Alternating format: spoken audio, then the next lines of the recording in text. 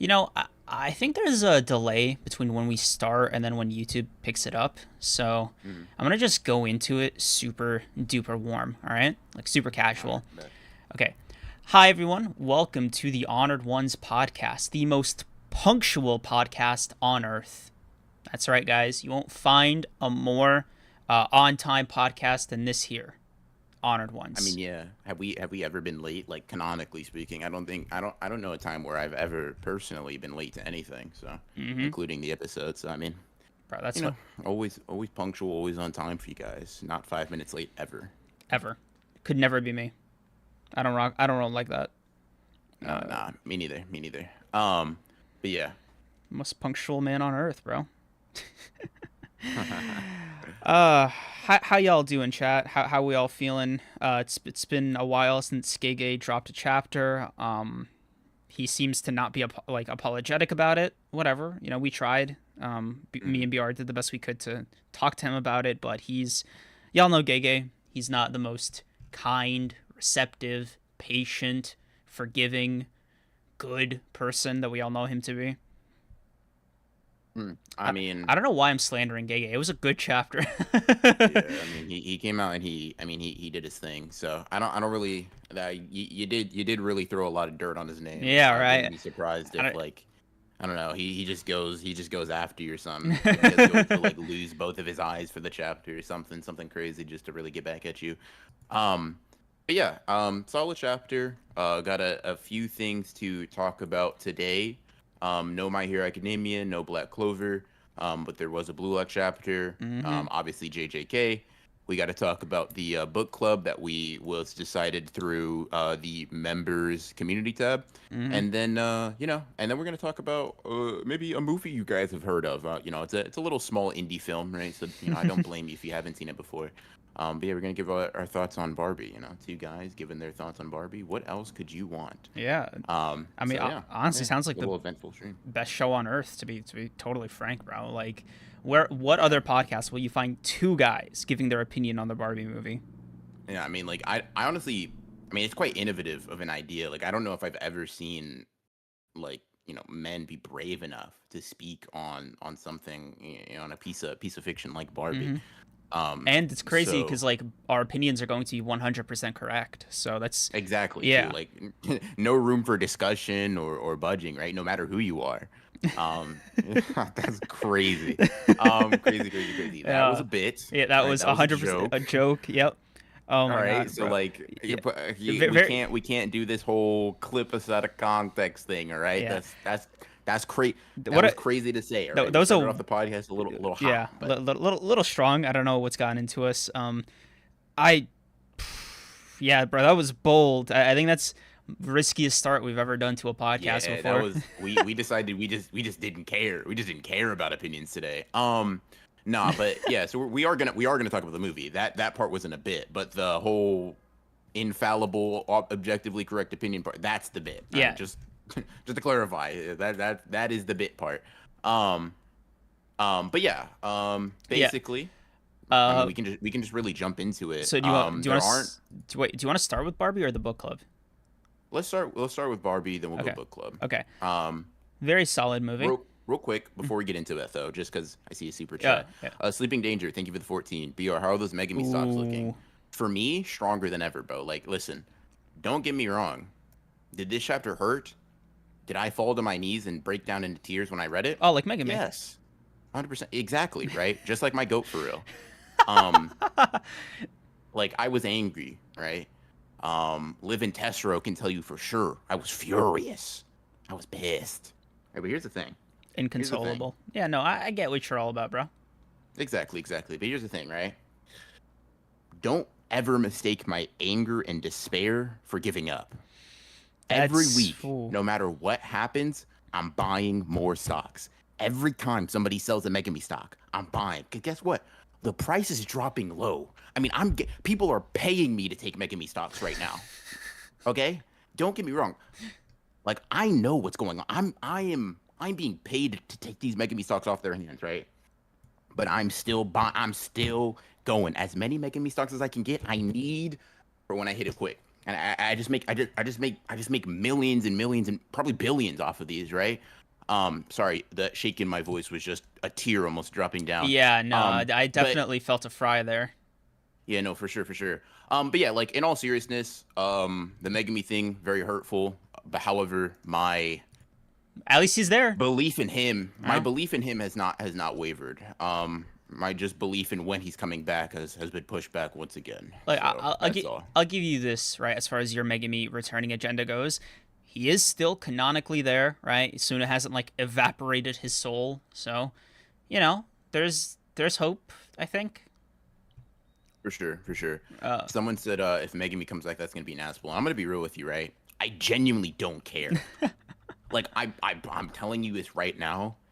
Gege could have Megami come back in a way that is the most ridiculous, contrived, stupid. I don't care.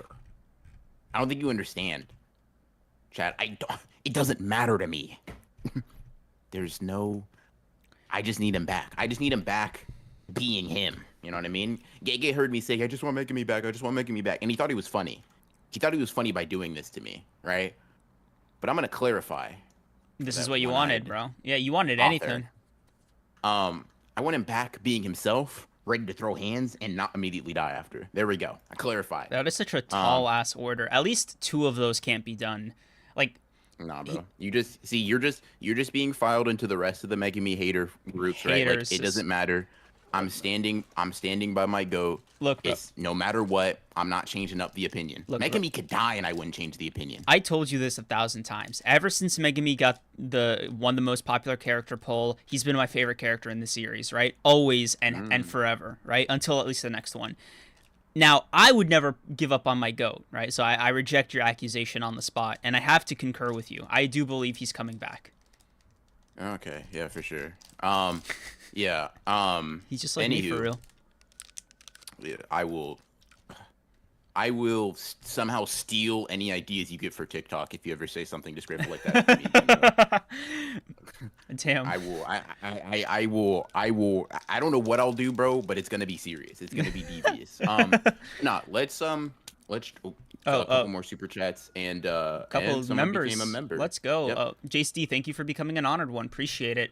By the way, guys, small note on the poll for anybody who still wants to become a member. The official end of the poll is like the end of this podcast. Um, so I think by the end, right before we sign off, we'll declare the official winner. Because right now, it's funny. I think the poll is tied. It's tied again to 30% for Slam Dunk and Eden Zero. Oh wow, I didn't expect it to be that close in the end. Yeah. So we'll see if there are any tiebreakers out there. Mm-hmm. Mm. Funky Monk, thank you for the. I think you're the next super chat. Thank you for the. Oh no. Screen Heroes first. Thank you for the 2. Creams. What's Yuji's and Miwa's natural hair color? Okay, Miwa is canonically weird about her hair color. All right, she has an in-lore, in-reason like she's an anomaly in this regard, and it's acknowledged in the universe, right? Kashimo simply has no fucking excuse. That's gonna be where I'm at, right? Kashimo's vessel definitely doesn't have an excuse. Like This just in chat. Me was more of an anomaly than Kashimo. You heard it from Creams first. now, Yuji in the manga, Gege did sort of give him a normal hair color and cut. In the anime, I'm not gonna lie with you, I kind of rock with the pink, so I'm willing to overlook that. Fair enough. Fair enough. Yes. Let's see. Funky Monk, thank you for Funky Monk, thank you for the 10. Let me buy some Megami stocks. Hey, bro, I'm not letting you buy any off me, but these things are flying off the shelf, right? If you're trying to buy now. God, It honestly almost can't get lower. it really Knock on can't. wood. Yeah. Yeah, I'll throw you a courtesy knock. But yeah. Anywho, Alexander. yeah. Alexander does stuff. Thank you for this too. I need Megumi to barf. I need Megumi to barf out Sukuna at this point. I'd be down. It literally. That'd be hilarious. Megami being back and ready to like throw down, bro. It doesn't. There are very, very few ways that Gege could bring Megami back with the intention of actually doing good stuff with him in the future. Just to clarify, where I could be mad, right? If we bring it back to kill him, well, Megumi won't be the only. Never mind. That's crazy. Can't Damn, say bro. that. I will just say that would really hurt my feelings and a lot of other people's. But yeah. In any case, yeah. I am. I after several days of knowing that this was the case, I am now fine. But yeah. Any case, Barbie. What'd you think, Yes. Creams? What is I your expert opinion? I gotta say, first and foremost, the direction in this movie was crazy. Like the actors, the movements, the choreography, the lines, the set pieces, especially, were all just fucking on point. Really gave this movie its own unique visual identity, and I was there like rocking for it. Um, Yeah. Also, this movie's unironically fucking hilarious. Like it's actually laugh out loud, like haha funny. Now Yeah. I was having a blast throughout the entire thing. I think my two God, I got like the side eye from a lot of people that I was seeing the movie with, because hmm they asked me what I thought of the movie, and I was like, oh, Barbie and Ken were my favorite parts of the movie, and they were like, damn, bro.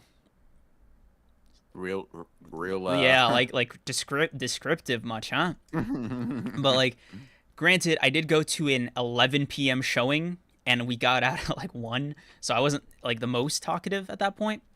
Yeah. So I'll give you guys what I couldn't give them in the moment, right? Barbie and Ken were my favorite parts of the movie. Like Ryan Gosling and Margot Robbie performed their hearts out. They were essentially the heart and soul of the movie. Uh, because for Margot Robbie, obviously main character, protagonist, stereotypical Barbie is like, it's half the movie is basically just her journey and search for self identity and all that. And for Ken, it's basically the same thing, but it's trying to find his without linking it to Barbie. Mhm. So for both of them, I thought they got the best characterization, best moments, and most slash funniest scenes. Um, Mhm. I know you talked about it before we got on call, but like the little fourth wall break about Margot Robbie being too pretty for the role of ugly Barbie was my favorite joke in the entire movie. I love that. Very funny. Very self-aware too. Got to give it props for that. Mm-hmm. What about you? Yeah, I mean, I generally reflect the same sentiments. I guess stereotypical Barbie and her Ken um were my favorite parts of the movie. Like you said, funny. They were, I mean, obviously the main character, so they get the most screen time, development, et cetera, et cetera, et cetera. I thought it was a pretty fun movie. Like, it is a really fun 7 out of 10 movie, maybe like 7.5 out of 10. Mm-hmm. Um, it's not like it's not perfect for me. I guess if you want to talk about some of the things we didn't care for as much, we talked about this before, but like the story was pretty all right. Like it's not particularly bad or anything like that. It's just very much um simple, but simple, like, simple isn't bad, but it's simple to the point that its length is very hard to be justified. I mean, how long is Barbie? I think like a little over 2 hours, maybe around two Yeah, and a it's like, half. yeah, Yeah. it's like 150, Mm-hmm. 155, something like that. And it's like the story is fine, right? But the story doesn't necessarily justify the entire length of the movie. And it never gets bad, but it is very, like, when you think about it, right, in retrospect. Like during the moment, it's like it's fine. It's never really boring because the characters are funny. Um or Yeah. like they're trying to make a point and that part's interesting. But the plot itself is like I take it or leave it. It is very, very much like regular Like degular. this was a character driven movie for me, throughout, like beginning to end, right? Because I was never bored at any point in the movie, and I think I enjoyed it more than I didn't. 100%. Like for example, there was this where this is going to be like a spoiler free, as I think we're going to. Yeah, we don't have enough to say to really. I don't think get into Yeah. super deep bar. It's just like Yeah, general so sentiments. this is like gonna be a spoiler for your review, right? But like, Mm, there's this bit where the people in suits got introduced, and I'm gonna be so for real. I was fully ready for this movie to take a much more like dull turn after that, but mm, they only enhanced it. I think their depiction in the movie was so enriching to the entire experience, especially because of the person at the head of this organization, yeah. and I just thought it really landed. Like there was this one joke in there that was like, one of the like lower rungs on the ladder asking about what Barbie World is, and it's not even a lore thing. It's just a joke in the movie. Where it's like, so is it like a place of imagination or like a parallel universe? And they're just like, yeah. Yeah, correct. Um, And the stakes of the yeah, movie were taken so seriously, and I just love that. I do like that. I do Yeah. like that it feels like it's kind of like a cheesy movie, which the doy, right? Um, but I like that it sort of gives me like a Spider-Man trilogy cheesy, where it's like Hmm. it is cheesy, but it does not at all attempt to be like, ha, I'm too cool for the Yeah. premise of the movie. Like It's Barbie just does like, not make nah, fun of nah, we're itself. Yeah. yeah, it's just like, no, no, no. This is a silly concept, but we are fully taking this Mm-hmm. seriously. And I'm like, lock in. Let's like, 100. Yep. I like that. I like it, it. It makes it enjoyable. It allows the comedy to hit harder. It makes the character seem more sincere and all that. Mm-hmm. Sometimes that like witty, ha ha ha, aren't I so dumb humor can work. But I like that they just kind of commit. It's the movie equivalent of committing to the bit. You know what I mean? Mm-hmm. And it was solid all around. I just 100%. think Yeah.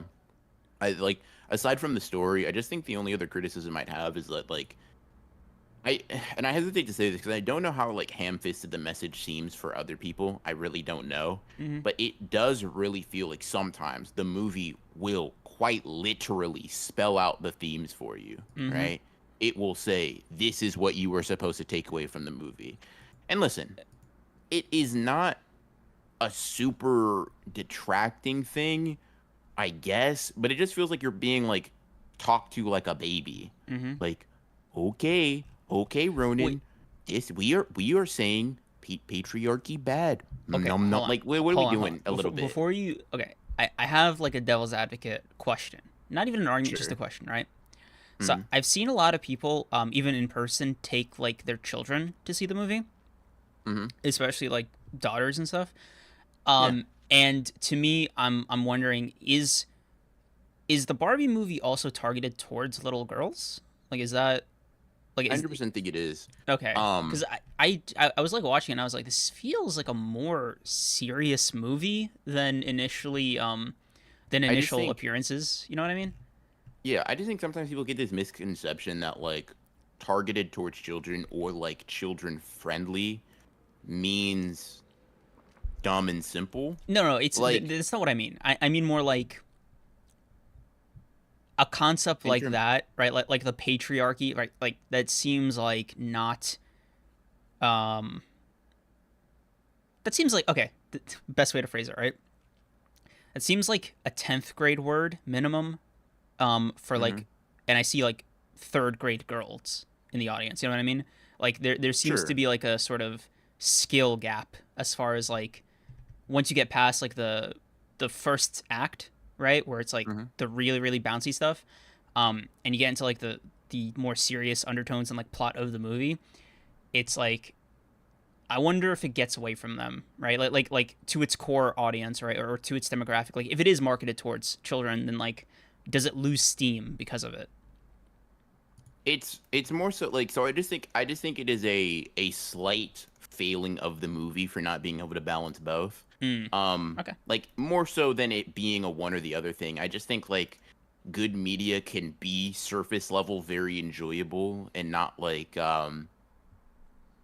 not it's the word I'm not looking for is like backhanded, but like almost like it's talking down to you a little bit, right? Because the Mm, theme and stuff is a very like it's a very relevant one. It's a like a very important one to say. Um, but I think like the part of like the point of art, the point of movies, the point of like all the like fiction and media in general, right, is to convey things um sort of like in a roundabout way or a poetic way that you wouldn't just say straightforward with words.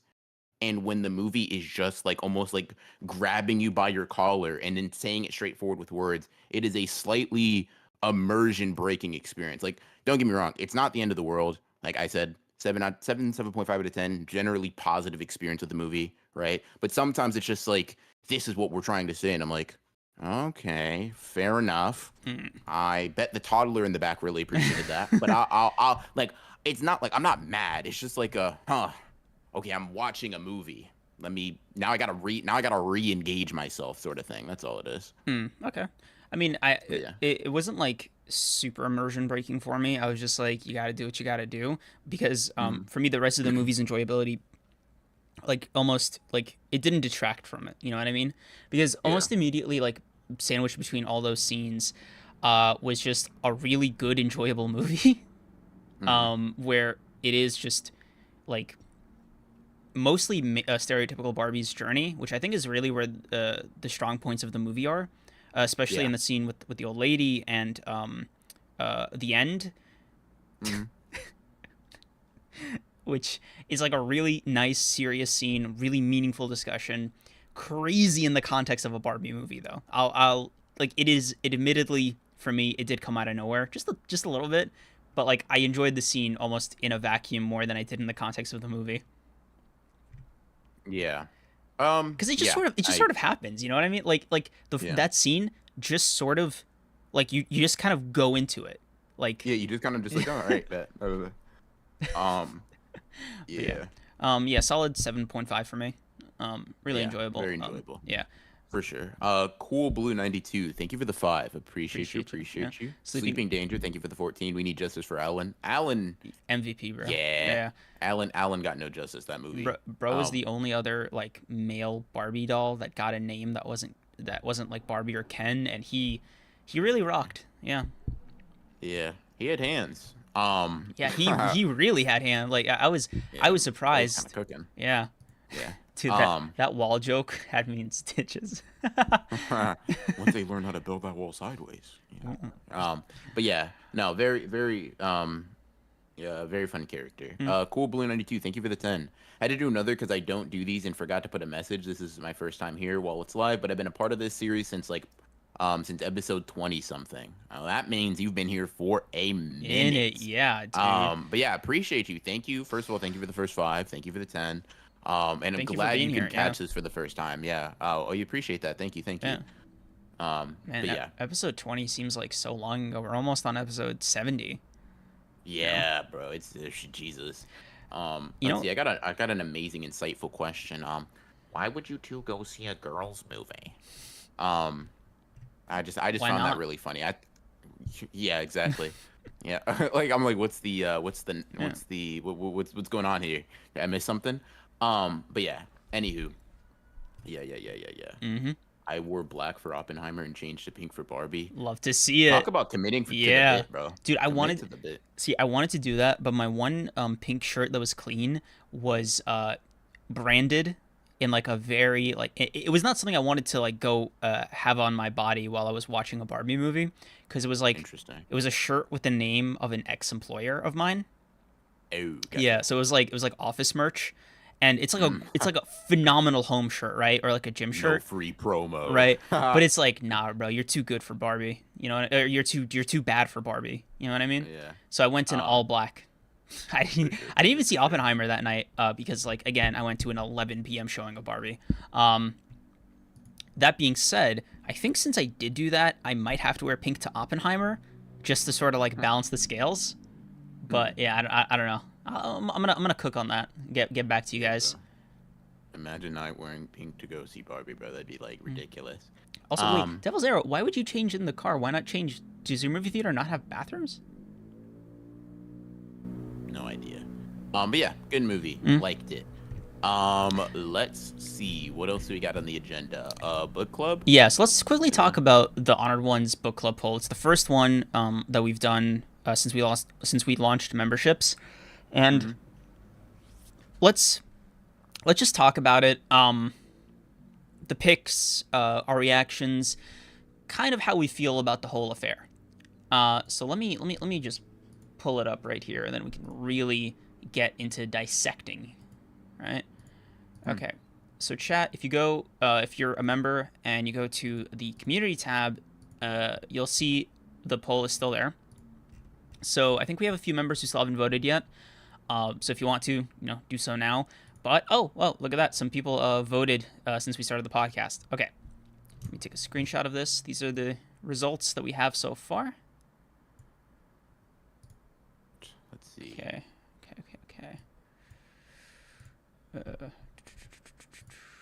I don't want to lose a second time. Jesus. Xenolith hoping for the Eden Zero win. I need to see. I need to see. I don't know if I care either way if it's Slam Dunk or Eden Zero. I honestly just did not want fucking Noragami. You're such a Um, hater, bro. What did Noragami ever do to you? Look uninteresting. Ugh. Um, Okay. like that is its crime. Like I'm not a hater. I'm just disinterested. Mm. Um, So this is the poll. It's up on the stream here. okay, gotcha. And for the longest time, since I think we launched the poll, a couple days ago, Eden Zero and Mm, Slam Dunk were going band for bar, like percentage to percentage, right? And I'm not mad at either one winning. Very neutral about the whole thing, but I am surprised at the demographic shift between this poll and the first poll we ever did. Like the public poll, right?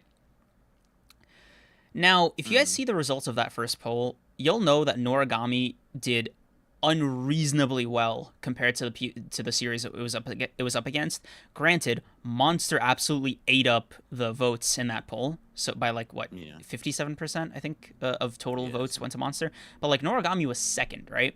And this was including a series like Eden Zero and I think Yona of the Dawn. And so I yeah. expected Noragami to do similar performance here in this poll. It did not. Like obviously, right? Like y'all can see it. And Yeah.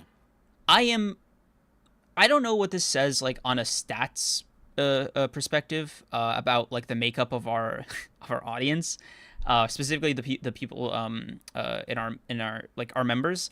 So I'm so curious, guys. What tell me about yourself. You know what I mean? Like, They know ball, bro. They were not voting for that. They simply put, right? First of all of our viewers know ball. Like, well, I won't say that. That's actually a lie. Some of y'all just can't cook, right? hmm, But I would say generally speaking, if you're here, you know a little bit of ball at least, right? But the members are the people that are like really experts. So all we did is we just asked the experts for their opinion, and they said we're not voting for Noragami. That's it, bro. oh my god, it's back to 30-30. Somebody else voted in the time we were doing this bit. Amazing. That is actually amazing. You know, Funky Monk lobbying for the Eden Zero vote. Thank you for the two. you love to see But it, yeah. man. Hmm. It's so amusing because like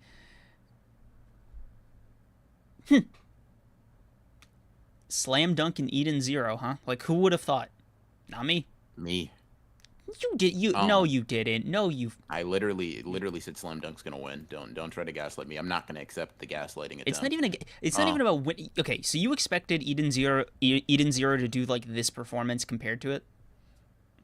no, I expected Eden Zero to be second, which can still very well be the case. We'll see. Mhm. I don't know Um, if either of us planned on what we do if this was a tie. Um I I pick.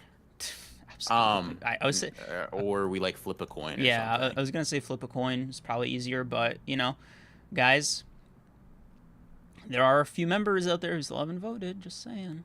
I was gonna say like, y'all could go band for band for whoever's the Slam Dunk lobbyist or Eden Zero lobbyist. I mean, Yeah. hey, ooh, you can like throw money at us or something to really convince us of your point. But yeah, But not like if not that, then I guess you could do a coin flip or whatever. And oh, Funky Funky Monk, Monk, there Funky Monk speak. really Yeah, said, Funky Monk really wow. said, hold on, band for band. He said, hold on. Vote, vote. Eden Dude, Zero now. Five, because hold on, here's the thing. Five members could sway the vote, yes, it bro. can, They could sway the poll. bro. They can Um, they can sway the poll to like Dorohedoro, damn near. yeah, to be honest, damn. The tech is to recruit more people to vote. Yeah, crazy bribery. Yeah, no, that's actually nuts. Um, We like appreciate the. I mean, like, bro wants what he wants, like. yeah, Mo Eden Zero. I'd like to see you guys read that. Here you go. Hey, bro, you moving like a real politician for real. Good Yeah, job. yeah. You know Um, you know ball. all right, so we'll But update yeah. you So guys on the final results before we end the podcast today. So yeah, mhm. overall it's been a pretty fun experience with this membership poll. I think about a month in, and yeah, the emotes are here, the badges are here. I think we fully Knockwood settled into the memberships. We've gotten a good groove. We're doing the streams every Thursdays, and we got the VODs up. Like we're Yep. kind of cooking, bro. Kind of doing our thing. Kind of doing our thing. Now, let's see. Is there anything else? Blue Lock before we get into the JJK, Yes, and then yes, yes. that's Yeah. it. Okay. So here's my problem, right? This chapter was absolutely gas. Just hype, Amazing. hype, straight into my veins, right? I have one major problem with it. Okay. I just want to see that ball go into the net. That's all I want, bro. Because I can't do another chapter that's this hype with the ball moving around between three players and everybody just thinking loudly at me. I am exhausted. I want to see this ball move, bro. I can do that right now. I will say, like, listen, here's the thing, right? I am not too big of a person to say that I was right for defending Borrow last chapter. I'm not too big of a person to say, wow, I was correct. However, I will pay some penance for my crimes, right? Or for my past victories, I'll call them. This chapter was a very, very convincing argument to like Borrow. I'm not gonna lie to you, right? As a professional Borrow hater, someone who hated Borrow, right? Clocked in 9 to 5 Borrow hate, right? This chapter, I was like, huh, I get it. I understand, right? I'm seeing the appeal, right? I'm understanding why people like Borrow. Don't get me wrong, right? I'm still a Borrow hater, but I no longer hate Borrow. That makes sense, right? Now I'm just doing my job out of duty, diligence. That still But seems Borrow's got a taste of liking Borrow in there for real. I don't know. I think your hate's slipping, bro. Hey, bro, don't worry. I got some hate for another character in here, right? Let's talk about how Snuffy is the biggest loser on the field right now. How this guy, in one chapter, this master, this best soccer player in the world, just got shut down by Borrow saying, no, it's my team now, bro. What, Snuffy, what do you have to say for yourself, bro? Because oh my God, bro. It actually, I was like, I can't believe I was temporarily tricked by Noel Noah's hype, by the gassing that he gave this man. Oh yeah, well, Snuffy, with all of his abilities put together, he might just be the best soccer player in the world. Noel Noah's a fraud, bro. Snuffy right there with him, bro. Fraud watch. The Masters are looking like bums. Yeah. What do you mean Snuffy came in here and he let this he said, "Yeah, I want to see what." No, you're a loser. Like, none of these players. Nah, bro, that's actually crazy. Snuffy really let somebody take his team and they just cooked. I'm not gonna lie to you though. At least Snuffy had like a cooler reaction, right? Because Noah's just like chilling. I understand. Go get up on the stand and defend your goat. Go ahead. Look, Noel Noah's he's not even guarding Snuffy, right? Raichi is. So what's he doing? What's he doing over there? Noah is guarding Snuffy. You actually get to see that multiple times. Come on, bro. Come on. But yeah, no, I mean, if you're a Snuffy fan still, I mean, it's obvious that you didn't read the chapter. So I understand the confusion there. Yeah, but yeah, I mean, Snuffy being into getting bodied by Borrow, to me, does not make that any better, bro. I'm going to be real with you. This is awesome. Bro, he stole your team from you. Like, show's over, buddy. Bro, despite all the hype, I need to maintain one thing just for my own sanity, all right? Go ahead. If Borrow does not put that ball in that fucking net, all of this is nothing. It's pointless. I mean, you could stick to that idea for sure. Look, but here's the thing. Here's the thing. Like, to me, right, I'm gonna still hate on Borrow regardless, right? I'm gonna get to my Borrow hating in a second. I just gotta give props are due sometimes, right? But let me tell you why that doesn't matter to Snuffy's agenda, to Snuffy's legacy. Here's the thing. If Snuffy conceded and got bodied by a guy who couldn't score here, that just makes him worse. That would mean he's getting dominated by a guy who couldn't get the job done. So listen, would that mean Barrow's a bum? Sure, but Snuffy's sitting on the bench right there with him. Biggest losers on the Ubers team, bro. Like, I don't know what to tell you, but Snuffy really co-signed him. So here's the thing. The best case scenario for you and for Snuffy is for Barrow to nail that goal. Because if he doesn't, Snuffy co-signed an absolute fucking goober. A triple cardboard striker, bro. Like, Bro, I this saw, guy going double paper plate dude, if he doesn't score. I saw His that career's flashback done. of Snuffy and his old teammate, and the second they revealed what his teammate looked like, I was like, no fucking way.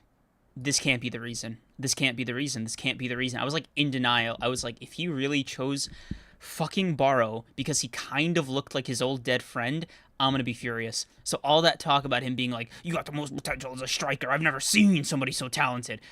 All of that goes like, bro, you're just lying. Like, what are we doing here? Oh no, chat. We are watching the mental breakdown of a man right now. Bro said this guy looks like Borrow. Get up, chat. Get him out of here. We need some medical attention right now because bro is I'm not okay, bro. he's mentally Bro said I'm not. It was nepotism. He looked like his friend. Look at Borrow and look at this guy. I did, bro. What are you talking about? I got a talent for faces. You're losing it. Just, You are. bro. You are going loopy. I don't know what to tell you, bro. I just need a goal. I just need a fucking soccer ball in a net, or somebody to win this match, or somebody to get a foul. I can't do it anymore, bro. I simply I'm at my wit's end. I'm caught between my love for Snuffy, my hatred of Borrow, my love for Isagi, my hatred of Kaiser. Like bro, I'm just like I don't know what to do, bro. I'm being stretched thin this match. Hey, that sucks. Well, all right. Enough giving props to people who deserve props and cooking people who deserve cooking, right? It's time for Esau Goat to lock in and shut down this fake king, this really phony, does, this like, loser. Bro, Isagi's like, Oh my god, that's bro. When Isagi, listen, this is 2 chapters in a row that Isagi has said some shit that has just truly resonated with my very soul, bro. When he said, "This guy's about to accomplish the thing I wanted to right in front of me. There's no way I'm letting that slide." I said, "That's my guy. That's my goat." Isagi really. You gotta give a shout out to Kaiser. Like, I mean this. I say this as a joke sometimes, I don't but like Isagi really just like me for real, bro. That's actually crazy. That's actually crazy. It's nuts. 2 straight chapters of hating, and I'm like, wow. I have probably thought the same thing about other people. That's elite. The author said, "Hold on, let me take some inspiration." That's crazy, bro. You know, he didn't ask for permission, but he did it too well. I'm gonna have to let it slide. I'm gonna have to let it slide. Cook, Esau Goat. Let's do it. Let's really shut down this fake king. Let's get it. Damn, bro. The agenda's being pushed all the way, huh? Bro, listen, that's why I front-loaded the Blue Lock discussion with props, with real non-agenda based stuff. But it's time for Isagi to body Borrow, bro. It's time for him to body bar, right? Now, if I turn the agenda meter off, right, I say go back to normal, like I'm actually looking at the story like a story. Mm-hmm. There is a 50-50 chance Borrow does to Isagi right now what Nagi did to him with the 5-shot revolver. I'm not gonna lie to you. Oh, like he just right? burns out?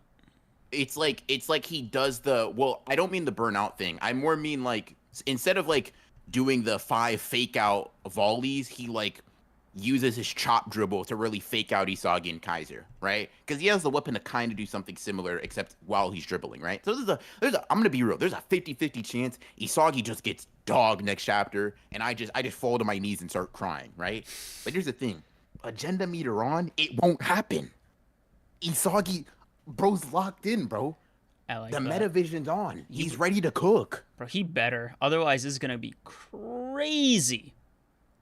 I also love the pettiness of Borrow to just specifically wait until the moment Isagi... About time, scum. I said, hold on, bro. Let's really... it's time to get active, is what I'm seeing, bro. And the next chapter title being "Son of a Bitch" is crazy. I know I'm about to get peak. I know I'm about to get peak, bro. Mm-hmm. Jesus, I'm ready. Now you're interesting because I don't know, because you said you want Borrow to score, right?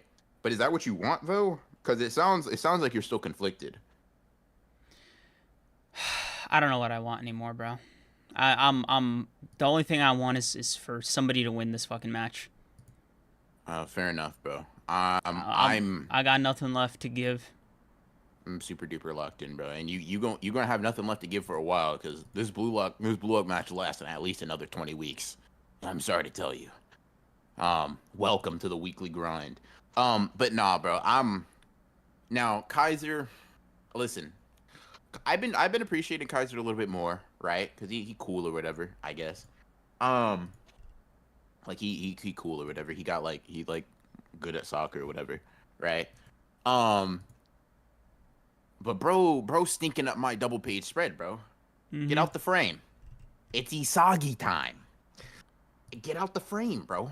But nah, it's time for Isagi to really show Kaiser who's got the better vision, bro. It's time for Isagi to show him that he's got better vision. It's time. It's time to lock in. It's time to lock in. Um, it's time. It's truly time to lock in. So, But yeah, real quick. mm, Billy Bob, thank you for the 2. You guys think Gege forgot about Sendai Miwa? No. Um, yeah. let's see. I do want to give a. Baro is literally about to eat Isagi for lunch. Alright, bro. We'll see. That's a really funny We'll phrasing. see, buddy. Okay, so I think I want to acknowledge the bet I made with Liv on Twitter. All right.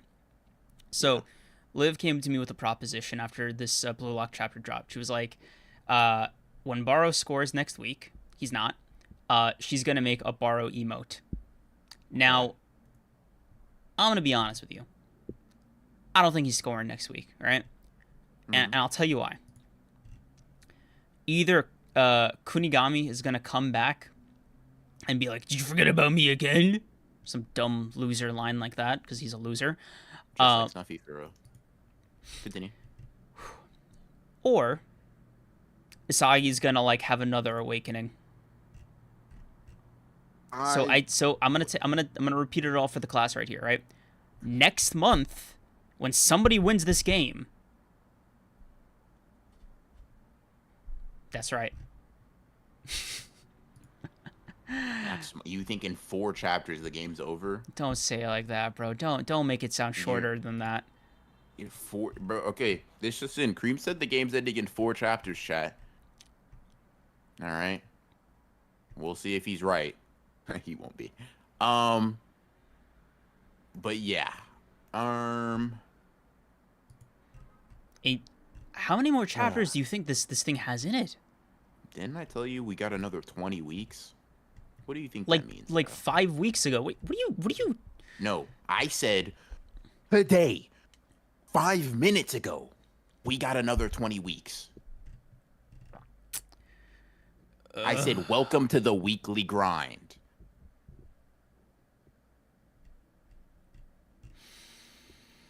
Here's the thing. I'm gonna tell you why we need that, right? Kaiser and Isagi's conflict has not been resolved. Kunigami is probably gonna get another small moment in this game.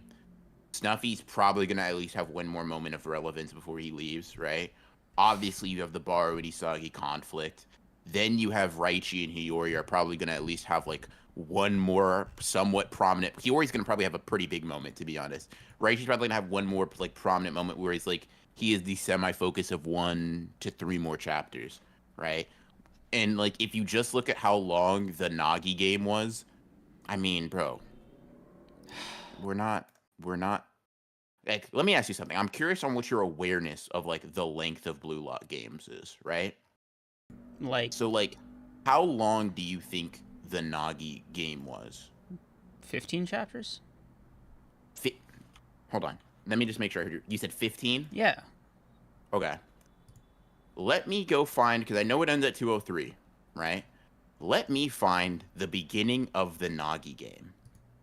No Alright. way it's longer than 15.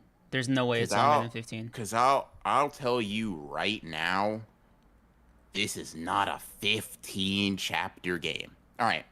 So the game is already underway, right? At 174. So Oh boy. it's basically it's 29 chapters, right? It's a 29 chapter game, bare minimum. It ends at 203. It starts at I think 174. It is a 29 chapter game, at least. Could be longer. So about double what you thought. I see. So we're not doing this whole ending really quickly thing. You know how we talked about like how long do we think Blue Lock's gonna be, right? And I was like, this thing could be 400, 500 chapters. It got long games, bro.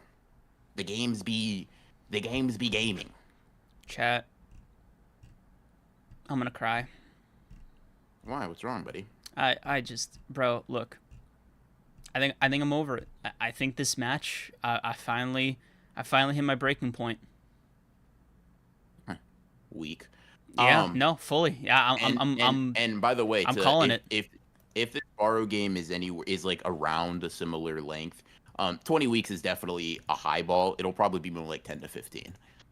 You know, that's the rest of the year, right? Definitely not 4. I'm aware of how I'm kind of aware of how like time works. Yeah. Yeah.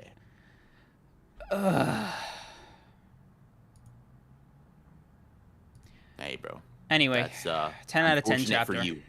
I'm locked in. Best chapter of the week as far as I'm concerned. Blue locked. Yes, sir. Unfortunately, it was peak. Yep.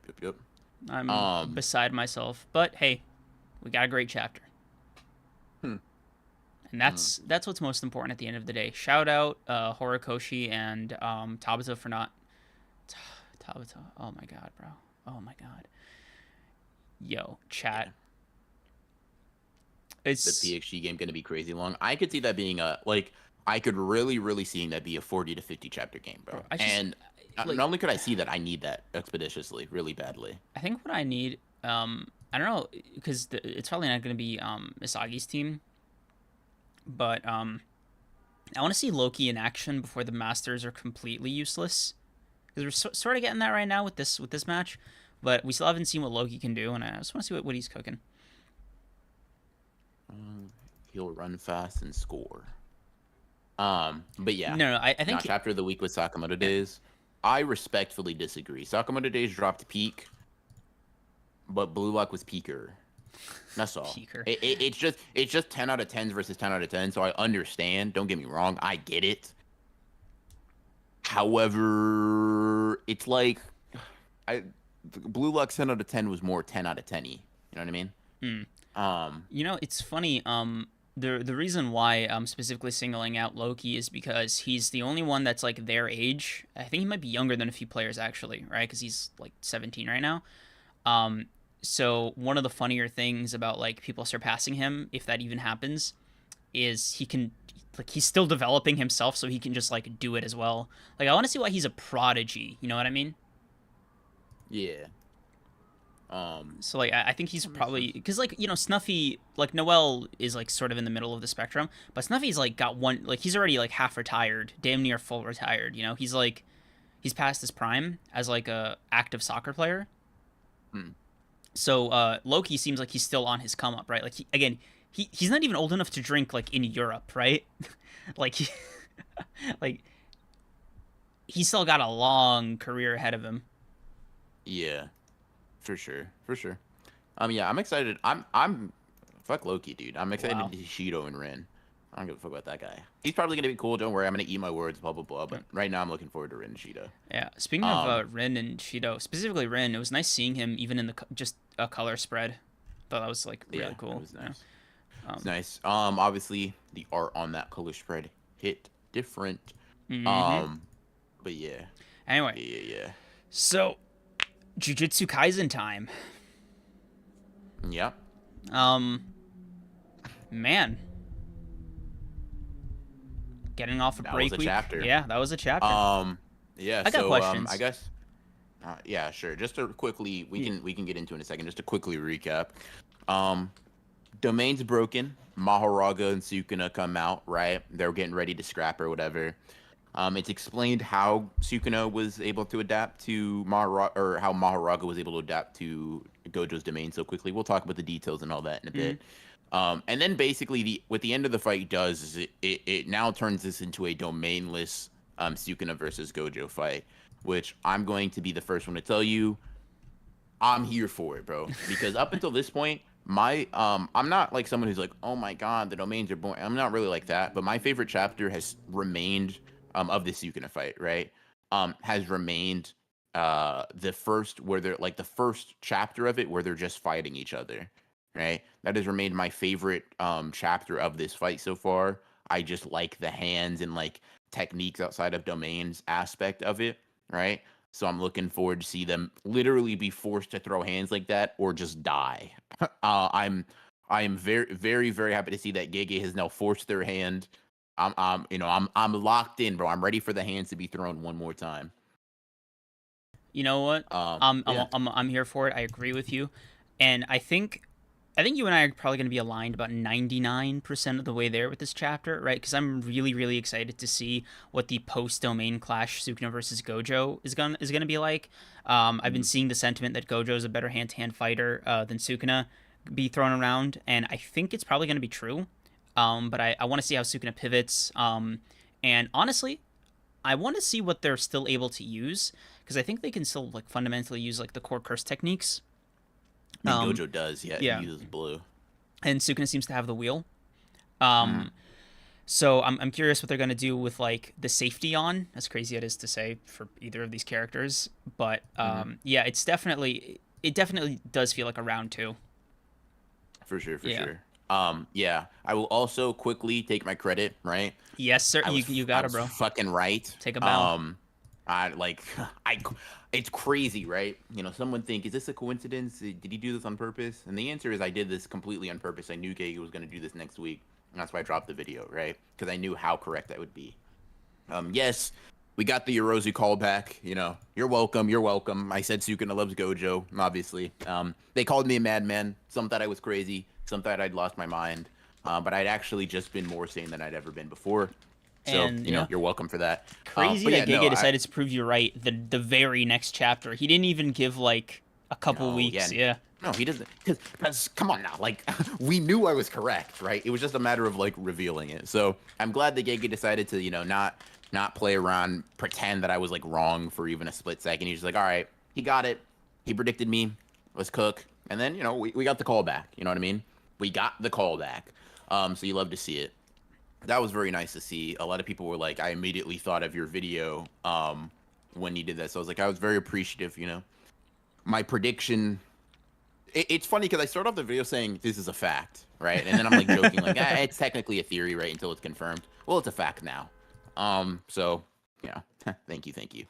But anyways, yeah. So you said you had questions. Let's get into the chapter. Let's get into our thoughts. But before we do that, Yeah, we gotta catch up on already these super 9. chats. Thank you for the 10. Just because that popped up real quick. Mm. Shout out to Gage, such a nice and thoughtful mangaka. He proved that he watches the Honored Ones best podcast in the Gaston, universe by thank you, holding off thank on the you. assault of Megumi after Broken Ronin's birthday. You love to see it, bro. Yeah, Yeah, yeah, he's a fan of the podcast. Not enough to never take another break, but you know, well, we'll take what we can get around here. kind of fan at least. Yeah, Um, he's a casual, you know. for sure. But yeah, Yeah. M3D, thank you for the 5. Sukuna Was really talking, Okay. No, you want to read? bro. No, please. Yeah, I got you. I got you. Okay, thank you. Sukuna was really talking mad, bro. I actually called him mid. He said, "You ain't Gojo the strongest. You Gojo from down the street. Gojo from Walmart. The great value Gojo is crazy."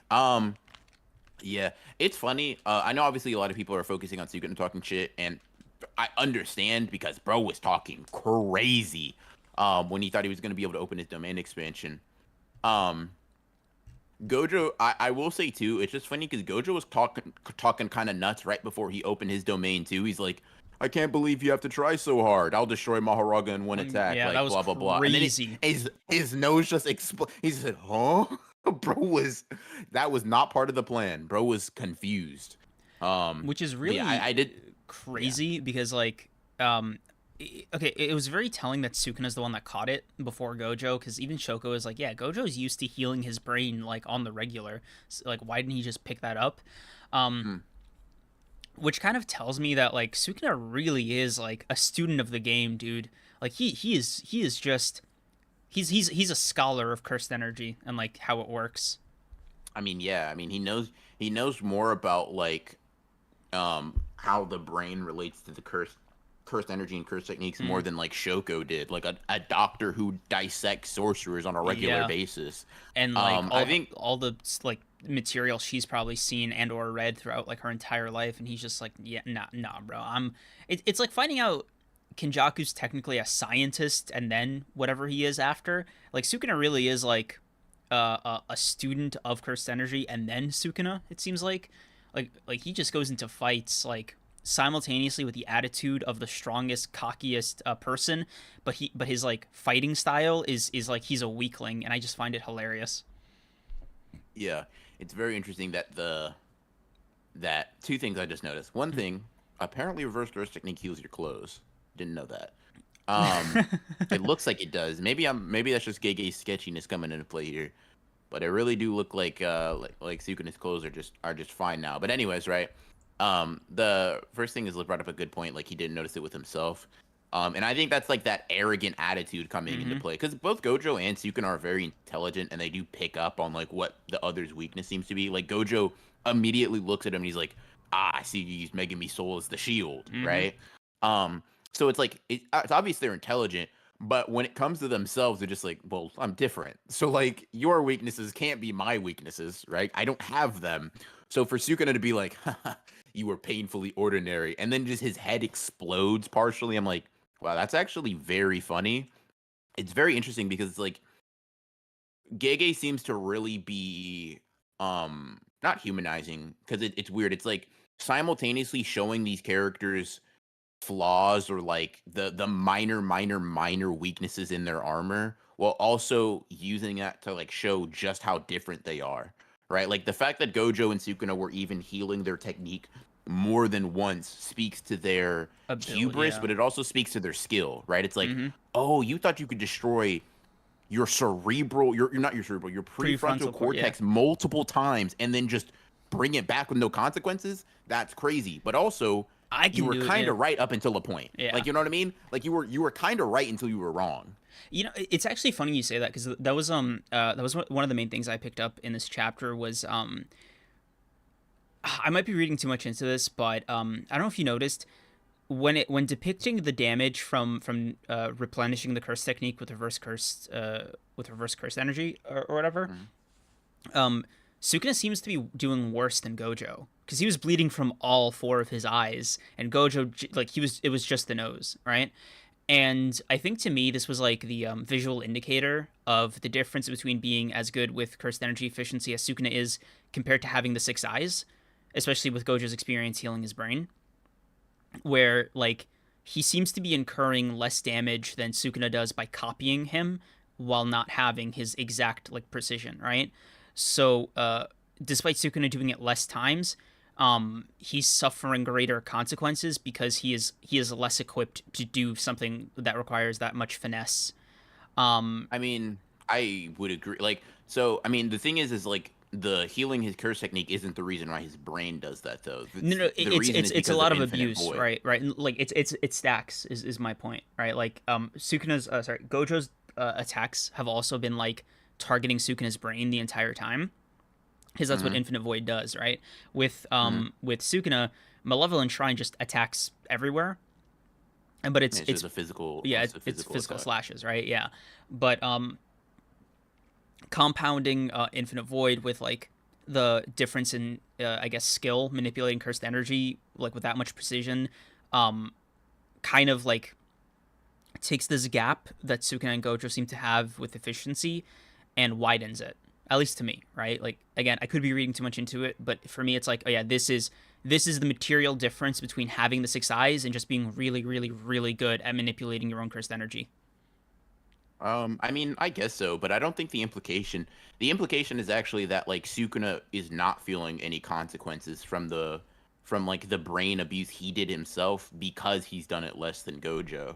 And the reason he like because like Shoko just says he has leeway, whereas Gojo doesn't because Gojo has done it more times, and that's why that Sukuna is accounting for that, right? Like Sukuna is Mm, like, yeah, I know I did it less. That's why I'm gonna open my domain and kill your dumbass, right? But he does not account for the fact that Infinite Void just wrap. So I think it's like it's I get what you mean, but it just feels like a very apples to orange thing because like I bet if Gojo was affected by Infinite Void, his eyes would fucking explode too. But he's just it is just the level of damage being done to their brains are different. Like Gojo's is mostly self-inflicted, and right. Sukuna's, while he has, it just doesn't seem to have the kickback because of the less or the smaller usage. So you think?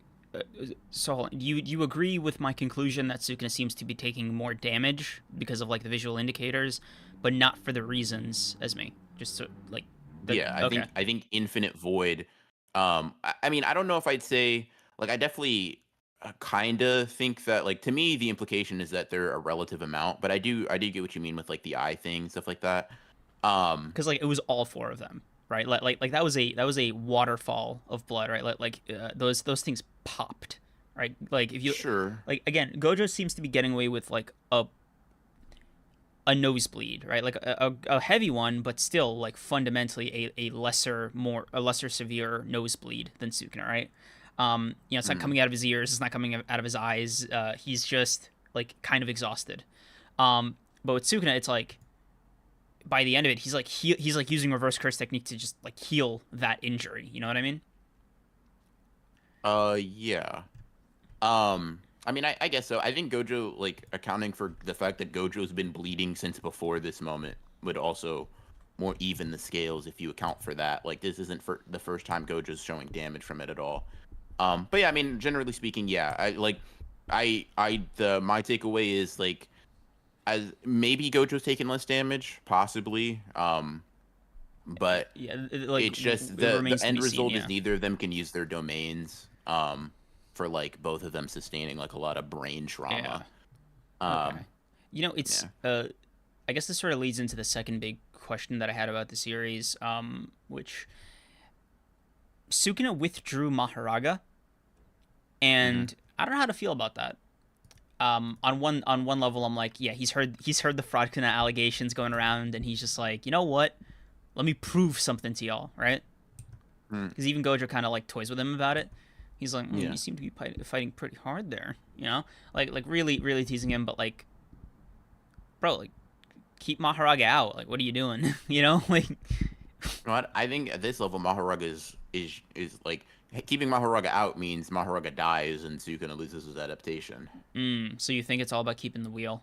I got you. Yeah, I mean, to me, it's like this, right? Gojo even now is confident that if Mahoraga comes out, he will blow him to smithereens, Mm-hmm. and I have no reason to doubt Gojo I here. don't think Sukuna does Um, either. Yeah, because like he's just like, yeah, yeah, like Sukuna's fighting the guy who's outputting that much cursed energy, and he's fought him multiple times. Sukuna has to be just as aware as Gojo that yes, if Mahoraga is hit by an attack, like a full power energy wave of whatever Gojo's choosing, right, hits Mahoraga, Mahoraga will not have time to adapt. It'll just be dead, right? And Sukuna doesn't want that. So like, it is it is simply a bit silly to keep Mahoraga out when he can just use the wheel in himself and get the same benefit. You know what I mean? yeah.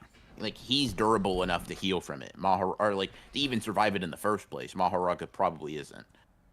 Mm, But yeah, gotcha. yeah. Okay. Real quick, we got a Super chat. See Gege it. Akutami with the super chat. Thank you for the 10. Hey guys, Gege Akutami here. Thank you for your continuous support of the ongoing series Sorcery Fight. I really hope you all enjoyed the explosive battle between I really hope you all enjoyed the explosive battle between the strongest, That and it has has been. been, dude. Oh Fair my enough. god. Giga, crazy hating, by the way. Thank you for the 5. Our team here in Japan worked extremely hard in the epic clash between Unlimited Void versus Irrelevant Shrine. Excuse me, I mean Malevolent Shrine. Fair enough. Thank you for the 5 once more. Sukuna was originally supposed to be the king of Circus, but there was a typo when we ran with it. Take care Damn. and thank you for your continued support. Appreciate it. Appreciate it, Gege. I respect the level of hating. Yeah, you gotta love it. I appreciate you switching up from hating Gojo to hating Sukuna. Yeah, It was about very a time. bit out of character. I'm not gonna lie to you. Makes me doubt your identity, but I'm gonna let you rock. I I'm mean, gonna let you you got slide. the cat PFP there, so like obviously. Yeah, credentials check and out. there was some Japanese in one of the super chats, Yeah, so yeah, like I yeah. don't know. And Now how Gege you're does speaking call it English, sorcery fight. Yeah. how you're speaking English, I don't know, but Yeah. well, I'll let that slide. I'll let that slide. Yeah, yeah. Um. Anyway, Gege, thank you again for um two more The super 20 chats. basically Yeah. altogether. Okay. Our team here in Japan were yeah. You read all of them, right? Yeah. Yeah. Okay. Okay. My God. Short-term memory. Sorry. I thought it was like all one. I think like I grouped them together. And 3D, thank you for the 5. Need y'all's thoughts on the on this idea though. What if Gojo's brain damage is permanent?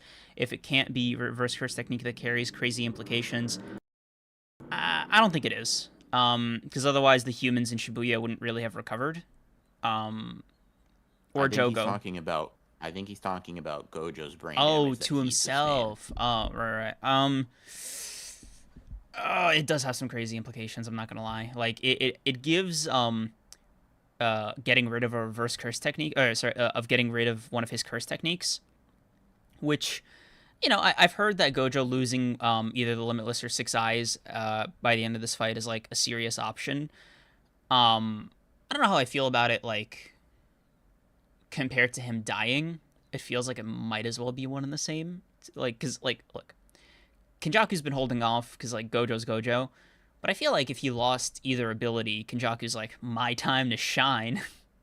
If Gojo lost what? Either of his curse techniques from like his prefrontal cortex like being damaged, I mean, and it can't be a reverse curse technique by like Shoko or somebody. so I've recently learned that the success is not a technique, but a physical trait. So that's nice. So that can't be lost through that. He Mm. just have to like lose his eyes and not being able to heal them. But like if he As loses for like, Limitless, yeah, yeah, I mean, I guess so, but um, I mean, yeah, maybe. I don't know if Sukun is letting that slide though. yeah. Um, but yeah, I guess it's possible. Um, let's see. CJ, thank you for Let's the see. 2. When will UG become the MC again? When this fight ends. There's this very weird misconception, or like I won't even say misconception, opinion that people have that like if Yuji isn't on screen right now, he's no longer the main character. And I'm like, y'all have to have read or watched other shonen that not even other shonen, other series that do that, right? Like, I don't know if I'm crazy, but I'm like, yeah, Yuji isn't the strongest character in the verse and he's not always on screen, but most characters, most main characters, protagonists, are very rarely the unambiguous strongest character in the series until the story ends, right? Like, mm, I don't know. It's just like Goku ain't the fucking strongest character in his yeah. series. We're not like, oh my god, he's not the main character anymore. He's so weak. It's like, yeah, could Whis one shot him? Sure, but like, what's that got to do with him being the main character? Like, what? Yeah. It's just an interesting. It's a I, very interesting like opinion. I guess I kind of see a lot. you know, uh, I want to. This actually brings me to a good like sort of subtopic, which is the topic of your video that you uploaded today. Hmm. Because I watched it and I was thinking of the arguments for this fight ending on either side or continuing um seem to have it set up so that there is some kind of tag in happening, whether it's Kenjaku tagging in or like for Sukuna or any of the students tagging in for Gojo. And you brought up this point about Yuji not like having an awakening in the middle of the fight, and I'm Hmm. curious what awakening Yuji would need to have at what level uh to fight what level of Sukuna after the Gojo fight for you to be like this is earned, right? Like if Gojo's like if like Yuji tags in like as he is right now and Sukuna's like at death's door, like he's on his Mahito like run out of cursed energy crawling around worm thing. Would you Hmm. consider that a satisfying ending to their story? Probably not, right? But obviously if No, he Sukuna has to have some fight. I yeah, personally think that's what I but want. but if Sukuna is going in at like 200%, like if he's like fully replenished from this Gojo fight, like on some sensu bean type shit, that seems Hmm. a little too much in the opposite direction, right? So like I'm I don't mind at curious. all. I certainly do. So I'm curious like where you think like a happy medium is. There's no need to make a happy medium. Gege has set the standard Okay, what? that a character who got absolutely bodied in one fight can turn Okay, around let me revise the in question then. 1 minute and If you be have stronger to the point of if you have this blitzing or expectation, whatever. right? Hmm. If you have since you have this expectation, let me adjust the question. How Okay. strong and what like would that need to materialize in for Yuji to be powerful, right? Let's assume it's 100% Sukuna. He's completely replenished. Like, what would Yuji need to present to you for it to be like satisfying? Like, couple. Counter to a domain expansion is the biggest thing. I think Okay. he just I think he's just gonna have a major like we already saw that he's like significantly stronger than he was before in physical stats. I'm curious, like I'm sure that his refinement of cursed energy will go up with that. Black flashes will probably also assist with that. Now I don't think Yuji's going to win by himself, granted, but like we're obviously talking about Yuji even being able to stand against Sukuna as part of a group, right? Because like sending a bunch of ants at a dinosaur don't mean you're gonna like it don't mean the ants are gonna survive, right? You have to there is a certain level of strength required to even like fight what Sukuna is right now. Um Mm, and it would be like it would just like the necessary thing that a lot of people facing Sukuna has is like you gotta have a counter to a domain expansion somehow. right. And I Yeah. mean he's been training with Kusakabe for a month. Yuji's a prodigy, blah blah blah. A simple domain, don't sound too crazy. Yeah, I can definitely see him doing some new shadow style stuff. Maybe even because I'm thinking, right? Maybe if he combined all of his brother's blood manipulation, unlock that, and like boosted it, and like imagine a flowing red scale Yuji. That'd be crazy. Yeah. I mean he also has the soul thing, which we have no idea how that works. So that could be a completely new mechanic or ability or like dimension to his fighting style that he has access to now. Um, Yeah. and Okay. once again, I think a lot of it is going to be like pairing off. So like my personal, well, let me not spoil this thing I'm going to work on. I just think Yuji's going to be jumping people, specifically Sukuna. Mm, Um, but I personally don't have a problem with like. Now I don't think that's necessarily going to happen. I think there's going to be qualifiers and asterisks and all that stuff, right? Like, oh, he's kind of weakened through this or like X, Y, and Z, blah blah blah, right? That's fine. But I just think Gege is established like let's be real for a second, right? Toji embarrassed Teen Gojo, he right? really did. He Yeah. pulled up, stabbed him, bodied him, right? Mm-hmm. And Gojo, like you can say, yeah, Gojo was tired, but this motherfucker didn't take a nap and regen all of his cursed energy from the second fight. He came back in like a couple of hours. You know what I Yeah. mean? Yeah. So it's not like that's still a tired, awakened Gojo, I guess if you want to put it like that. Mm, And he bodies him, right? Sure, you can argue Toji wasn't acting, blah blah blah blah blah. There's asterisks, right? right. But the very clear thing is, before he got bodied, then in one awakening, he turned around and was bodying, not just fighting evenly. He bodied the person who had just earlier that day bodied him. Mm, It's not very like it's not very far fetched to me to have like Yuji, Maki, like a group of characters, right? Of like our heaviest hitters or whatever, fight Sukuna and be like, yeah, I mean, we're growing in the middle of the battle. Not only is it typical shonen shit, but like Gege, I think has has made like a very intentional thing to show like oh, this is very very true in JJK, and this is very very very true for characters like Yuji or like Yuta or like Meg, like the new generation, the prodigies, like Yuta, the guy who just kind of 3 months into being a sorcerer knew reverse curse technique and can fight a special grade. Yeah, that guy, yeah. I think he can. I think he can grow a little bit. The guy who like remade himself into a special grade from being a grade 4. Yeah, I think he can. I think he could probably grow. Yuji was a sorcerer. Yuji was a guy who could get bodied by a finger bearer like a couple of months ago, right? right. Right. Like let's really be honest. Mm, Um, like I don't know. I just feel like especially in a group, it's very feasible. Like obviously he can do it poorly, but it's very feasible for Yuji to be able to get strong enough to like have it be a fun fight. I gotcha. Okay. I Yeah. I just wanted to see like what that would need to materialize with like techniques or anti-barrier techniques like what would need to be like the X factor for Yuji to go into this fight with like at least a double digit chance of winning, right? Because for me I'm like, all right, he need to awaken like the soul thing, maybe blood manipulation if his brother, if eating his brother is really like amounted to anything, Mm. uh and maybe I don't know, like this is my personal like fun situation. If he just like went up to Megumi and just like vampire bit him and like forced Sukuna back in the bottle, I just thought that'd be like a funny ending to that. Like I don't think it Yeah, would bro. work, right? But like it would just be a very like it'd be cool if he developed that ability because Sukuna does the eating thing a lot. Yeah. I mean, so does Yuji. Yeah, obviously, right? So yeah, I thought it'd be fitting. For sure, for sure. I feel like Sukuna or Kenjaku are gonna go out like Muzan in a 12v1. I'd also be down for that. Um, like I would personally. No, I don't know if this is a hot take. I do not, and this may be how the series shapes up. So this might just be one of those things I have to hold. Excuse me. Mm. I know both of them are like kind of set up to have an equal amount of final antagonist relevance. I don't want Kenjaku to be the final antag. Like I really don't. I don't. Really? He doesn't move me enough for like maybe I'm crazy, right? But like I think Kenjaku has the like plot and historical relevance to like match up with Sukuna, right? In terms Right. of like, wow, this motherfucker's really in history, right? Right. But to me, it's like, who gives a fuck about Kenjaku? Like the characters, right? Right. Yeah. Now, obviously, the characters want to beat him because he's a bad guy. But who, like, of our main cast, gives a like genuinely hates that guy, right? Who's Mm. got beef with? It's Gojo, sure, right?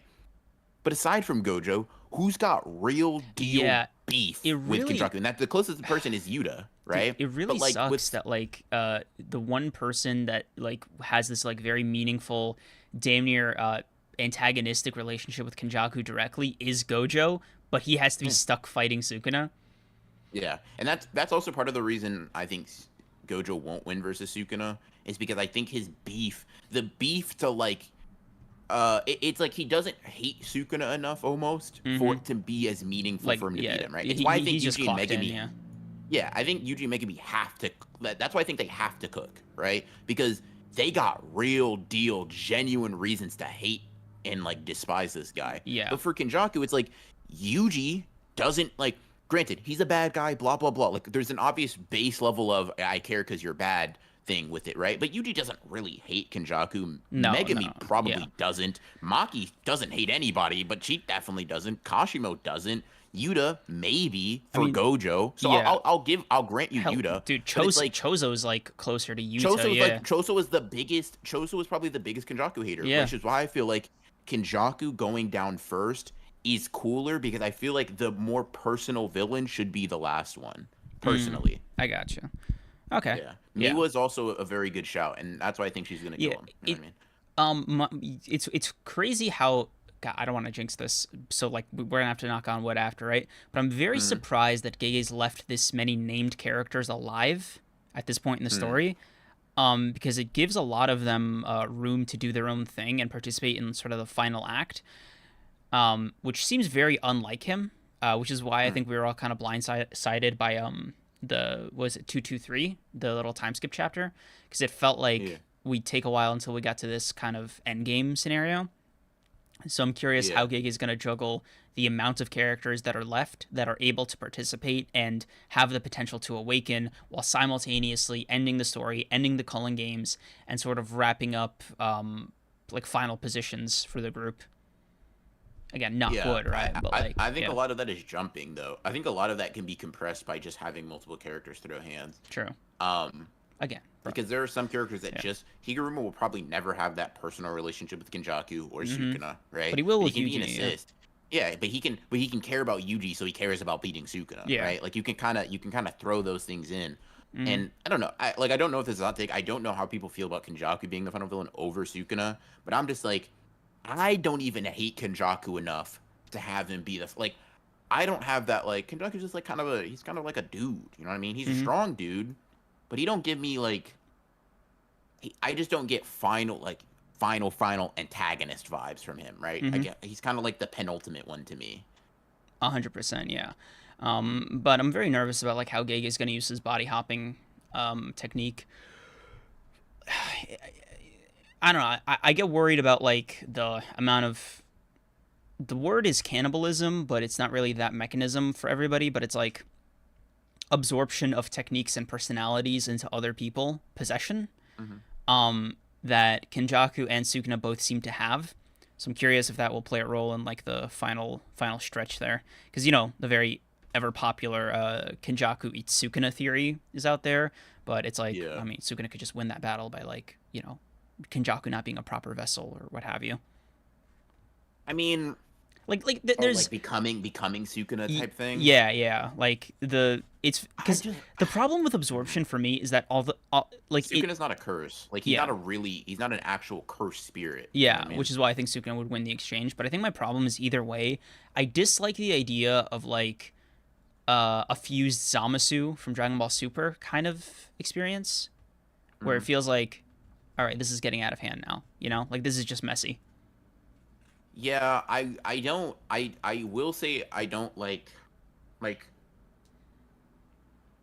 Kenjaku is cool, right? And I will say like he has won me over a lot more than he did before. I will say him like rather than being just like completely neutral, I think he's mostly cool, right? Hmm. But he does not have Sukuna's charisma. I'm gonna be real with No, you, no, right? he doesn't He have just that doesn't X have that factor. Yeah. on-screen presence, that fucking pizzazz, Hmm. man. He's He's not funny. like that. Like He's cool, yeah. but bro, Kenjaku ain't amassing the Fraudkuna hate wave that Sukuna No, did, bro. no, He he's not just moving the he doesn't needle, bro. he doesn't make people angry enough. You know what I Yeah, mean? because like the problem with Kenjaku is like he's almost too like simultaneously too likable and too unlikable, right? But like he's not like an extreme on either end of the spectrum. He's closer to like the center for this spectrum, right? He has moments Hmm. where like you'll get a chuckle out of him, like that moment with Noritoshi, where he's just like, Hmm. no, bro, don't. What you better fight me? Like, get out of here, like, come on, Yeah, silly goose. And then there are yeah. other moments, Noritoshi definitely could have some hate, yeah, but right, like Noritoshi is also not the main. Like yeah. he's not just not the main character. He's like He's a like supporting character. he's like a supporting of a supporting like Maki's technically a supporting character. You know what I mean? Like he Sure, I would counter in the main cast now though, is how I would say it. Like mm, that's why I distinguish like he is not the main character, nor is he in the immediate circle surrounding the main character. He's in that he's in the circle outside of that, right? mm-hmm. So that's kind of how I put it. But yeah. Yeah. Definitely. It's I'm curious to see how Gege handles it. I think somebody this fight sort of needs to a live up to its own hype and b needs to balance all the stakes that everybody has emotionally and in the narrative, right? So it needs to like balance out. Oh yeah, the Culling games are still out there. Kenjaku's like hasn't ended it. That weird apparition that he's creating is still like a danger, right? Like that Mhm. all happening is still a concern. But Yeah. then there's the other narrative that's like, bro, all the shit Sukuna did to Yuji needs to be like we got to spin the record back on that. You know what I mean? And that's what I'm saying, Yeah. bro. That's why like I get it. People want Gojo to win. Some people even think he's stronger, and I'm like, it's not unreasonable to think that. But Mm-hmm. I'm like, just think about telling an interesting story, Yeah, right? that's my main problem, right? That's why I said at the beginning. There's only like if either of them have a outright win over the other, it more or less ends the story. Unless the people like again, unless you're talking about like an Avengers Endgame kind of like rallying against Sukuna and Kenjaku at Mhm. the end, it's pretty much over, right? Like after Kashimo dies, it's the job just gets way harder, right? Sure. Yeah. But like But yeah. Gojo winning is just outright like it. Gojo winning is Yeah. very bad. Because I don't think Kajaku's got the fucking gumption to be jumped by every character in the Yeah, verse. I'm gonna be real. he's simply not built like that. Going through the super chats because there are a Yeah. lot. So Um, King Nee, thank you for the 5. Maybe Sukuna should have adapted to the modern era because bro is not built for this. He brought 4 eyes to the 6 eyes fight. love Hashtag that. malfunctioning shrine. All right, bro. You love to see W the hating. agendas. Yeah. I'm gonna just Peak. call you Lenny. Thank you for the 5. Sukuna is leaving Megum'is body and claiming his real form and body in Gojo. Yuji will save Megumi with his new soul RCT. Hey, bro. I'm locked in. Let's get it done, bro. Hmm. Let's tell Gege that. Thank you, Lenny. Draco Frostbite. Thank you for the 5. Gojo gonna tag in Yuji and throw Sukuna his last finger as the sensu boost. Yuji's got this. Yeah, bro. He's gonna really regen to full health. Like, Yuji, I'm doing this so you can bring out your full potential. You ever watch Dragon Ball before? Yeah, it's gonna But make so yeah. much. You're gonna appreciate it after you win, bro. But you need to have an awakening. Otherwise, I'm just an asshole for this. For sure. Yeah. Glow, thank you for the 5. Uh, Happy belated birthday, BR. Don't split this bread with creams. It's all you. Better bet, bro. Creams, run me $5, by the way, after stream. I'll run Let's you see. 3 after because YouTube takes their cut. You know, all of it, bro. He said all. So yeah, make sure to slide that 5. Anyways, Elzader does stuff. Thank you for the 2. So you can over Kenjaku because Kenjaku seems too wormy. Spit. Love to see it, Let's bro. see. The agenda's being pushed, and nobody here is gonna Yeah. disagree. M3D, thank you for the Actually, 5. M3D disagrees. Go ahead. Oh wow, that's wow. Comedic timing a little bit. All the tragedy can be traced back to Kenjaku, even Sukuna's actions. Kenjaku is the orchestrator and enabler of all this BS. That is true on like a big picture level and conceptually, but 90% of that is like aimed at Gojo. And I think Gojo knows it, right? So like Tengen, the Six Eyes, like all this nonsense, and get not even to mention Geto's like possession and all this, right? It is mainly Kenjaku's fault, right? So like I think if I'm Gojo, I am like itching at the bit for any of my students to awaken to my level so they can tag in for this fight, and I would hunt Kenjaku down to the ends of the earth, bro. Like that. I think I would like as a fan. I'm not willing. I think I'm willing to like lock in when I say I would get more satisfaction out of Gojo versus Kenjaku and Gojo winning than I would Gojo beating Sukuna. And I don't think that's too crazy. Like I think it would be very cathartic to see Gojo kill him. Yeah. But you know, Yeah. I mean, I think Kajaku's loss will have more of an impact on Gojo than Sukuna's. If only like, so I get it, like the big picture stuff, like you said, and it's like yes, in like pure logic, yeah, sure, but it's sort of like who who cares, like who, and I mean that not in the like whatever, but I mean that in like the which characters fucking care about that, right? right? Yeah. Because here's the thing, yeah, Kenjaku allowed Sukuna go do this shit, right? But who fucking killed hundreds of people in Shibuya, right? It wasn't. I mean, Kenjaku in a roundabout way, right? But guess what?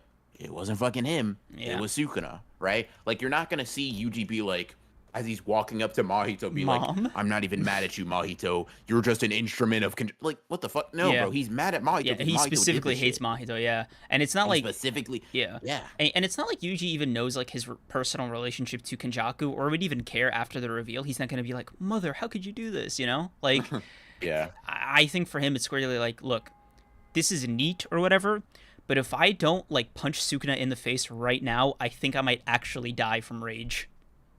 yeah. Yeah, I mean, I think, yeah, I'm surprised Yuji's even like able to smile while not seeing Sukuna dead. To be Yeah. honest. Like you got to imagine there's like a conflicted part of Yuji that's like sees Megano with like that hole in his chest where he's like, "Yeah, Gojo, get his ass, fucking get him." But like, "Oh no, Megumi." Oh. Yeah, he's like, fuck. He's like, you're kind of like the whole reason I'm even alive right Yeah. now. Shit. And bro, Uh, it's speaking of like I saw this thing the other day. It was like a panel from what is it 214 or 215 where Yuji and Sukuna start going back and forth, and Sukuna's like, wait, why isn't Dismantle like cutting this kid up? And Megumi's suppressing it, and it goes to show you that Megumi is so committed to Yuji's survival, even like in his like possession, damn near like death, that he's just like, "No, bro, I told you, you're not fucking dying." yeah, Like, we're not doing this. Like, I don't know who you think you are. Yeah, you started walking through it, bro. I see that you trying to be sneaky, bro. You're trying to die in battle with Sukuna. No, I know your game, bro. I'm the one who invented dying in battle. I'm not gonna let this shit slide. It's just it's so funny. It's like pathologic almost. Like you imagine like I'm surprised Megumi didn't break through Sukuna's possession when Sukuna punched him off the roof. It's like, nah, bro, you're surviving. Yeah, like he just it's not stops your his fist yeah. right before Yuji move. Fucking get out of the way. Yeah. Yeah. Let's see. Tragic Lazy Gamer, thank you for the 20. I'm on my ghetto gagging arc. Crazy. Wait, crazy. Yeah, wait, because I read that as Gege the first time. Oh my god. I should not have read that like that. Crazy. Anyways, how would you feel if Kenjaku switches out of his body to whoever and Shoko then revives him as the Dishonored one? just a no brain headcanon. I see what you did, no brain. But I mean, here's the thing, right? Here's the thing. Someone I know that's devilishly handsome, that's very into like Oh my samurai and god. swords, possibly named like Broken Ronin or something, is making a video talking about like what Geto could have been at his full potential or whatever. And I'm not gonna lie to you, it'd be actually very cool to see Geto like come back and be like, so what I miss, like, That'd be or crazy. just, I mean, I don't know if it'd make much sense. I don't know if he has much of a role in the story, like from that standpoint. Maybe not, but like I Bro, do think from a purely curious like a non-canon like a gay what if scenario or some shit like mm, that, that'd be kind of cool. I would I like mean, to see. I'd like to see Ghetto be like, oh, so that's how you use my technique. Bet. that's so crazy.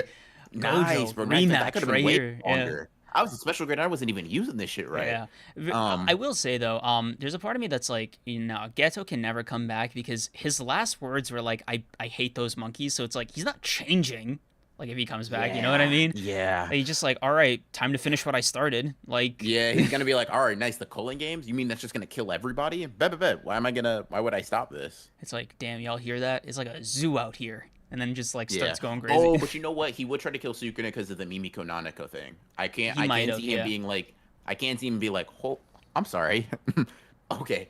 I got it. Yeah. I will say Ghetto is still trying to fucking take Rika though. I see him being like just sneaking up on you to be like, all right, No, bro. Look, bro, this ain't personal. I gotta kill you though. I'm gonna be so for real. Unless Geto comes back at like full potential, even surpassing what Kenjaku's able to do with his abilities, not including the anti gravity stuff, like he needs to go in with like a better plan because I don't think Yuta's like letting it slide the second time around. Like he wasn't doing it the first time, but like on purpose. Like he's just like, yo, bro, I've been practicing. I I took shit from you in the first body. I took shit from the guy who possessed your body. Y'all seemed, I don't know what it is, but like whenever somebody Y'all has seem to Ghetto's think body, yeah, y'all seem to think I'm lame. Y'all seem to yeah, think I'm a bit like you. Like, I'm just gonna hold that. yeah. Nah, It's like not this time. it's like, bro, is your Nah. name Sukuna? No. Then you see how there's no bead of sweat on my forehead? Put him up. Yeah. Let's settle Yeah, that would this. be kind of funny. Let's see. Victor Gonzalez, thank you for the 10. Real quick, Noritoshi Kamo was known as the most evil sorcerer ever. Was that Kenjaku's doing or Noritoshi himself? If not, it'd be dope to see Noritoshi back in the story. No, it's Kenjaku. Um, Because they showed the scars on his head. So yeah, I think that yeah, was after the possession. I mean, don't get me wrong. He was a Kamo clan leader, right? In the far past, he probably was not already a great person. But yeah, Kenjaku is the reason he did all like the human experimentation with like the cursed child, cursed woman, all that stuff. And I think that is what net him the like most evil sorcerer in history thing. Which I get it. Crazy to not put that label on Sukuna. Yeah, I mean, I you get it. I get it. I get it. I because get it. okay, But it's like, you know what I damn, think it Sukuna had to is. kill a lot of people, man. You know what I think it is, right? I think for Sukuna, the main people he killed were like other strong sorcerers, so it felt like Yeah. that's kind of their thing. He's like his title of the strongest sort of superseded everything else he did. Mhm. So like even in Legend, right? Like when Kashima was asking Kenjaku about like who the strongest sorcerer was, he wasn't like who's the most evil. He was just like who's the strongest like net, right? And he's just like Sukuna. So I think Mhm. that's how Sukuna is probably remembered. Um, Yeah. no, actually, we know how Sukuna is remembered canonically. Like Gojo said it in what chapter 2, chapter 3. He The was like, king of curses. yeah, The blah blah blah an blah blah. imaginary Yeah. fierce god, and it's like, yeah, I mean, you It's see like, it, Jesus, yeah, yeah, glazing is crazy. yeah. But yeah, I do agree. It's probably like the innocent thing. I will say, was Sukuna really not killing innocent people back then, bro? I don't know. His I, Shibuya shit makes me think like you know what I think he happened? bro's first words back were, The "Oh, women and children yeah. spawning like maggots." Like, there's no way bro was just killing like You know what? enemy combatants. You know what I think happened? I think Sukuna had a stint like that where he was like freshly the strongest, but after like a Yeah. couple decades or however long, he kind of settled into the like altar god person where he's like, yeah, just give like, me offerings. Give me, yeah. yeah, give me offerings so I won't kill you. Whatever. Yeah. If you're strong, fight me, please. It's I'm actually so bored. yeah. Um, It's funny because like I think Lando was the one that mentioned this. But you know when Ghetto's like the two girls, I keep forgetting their fucking names.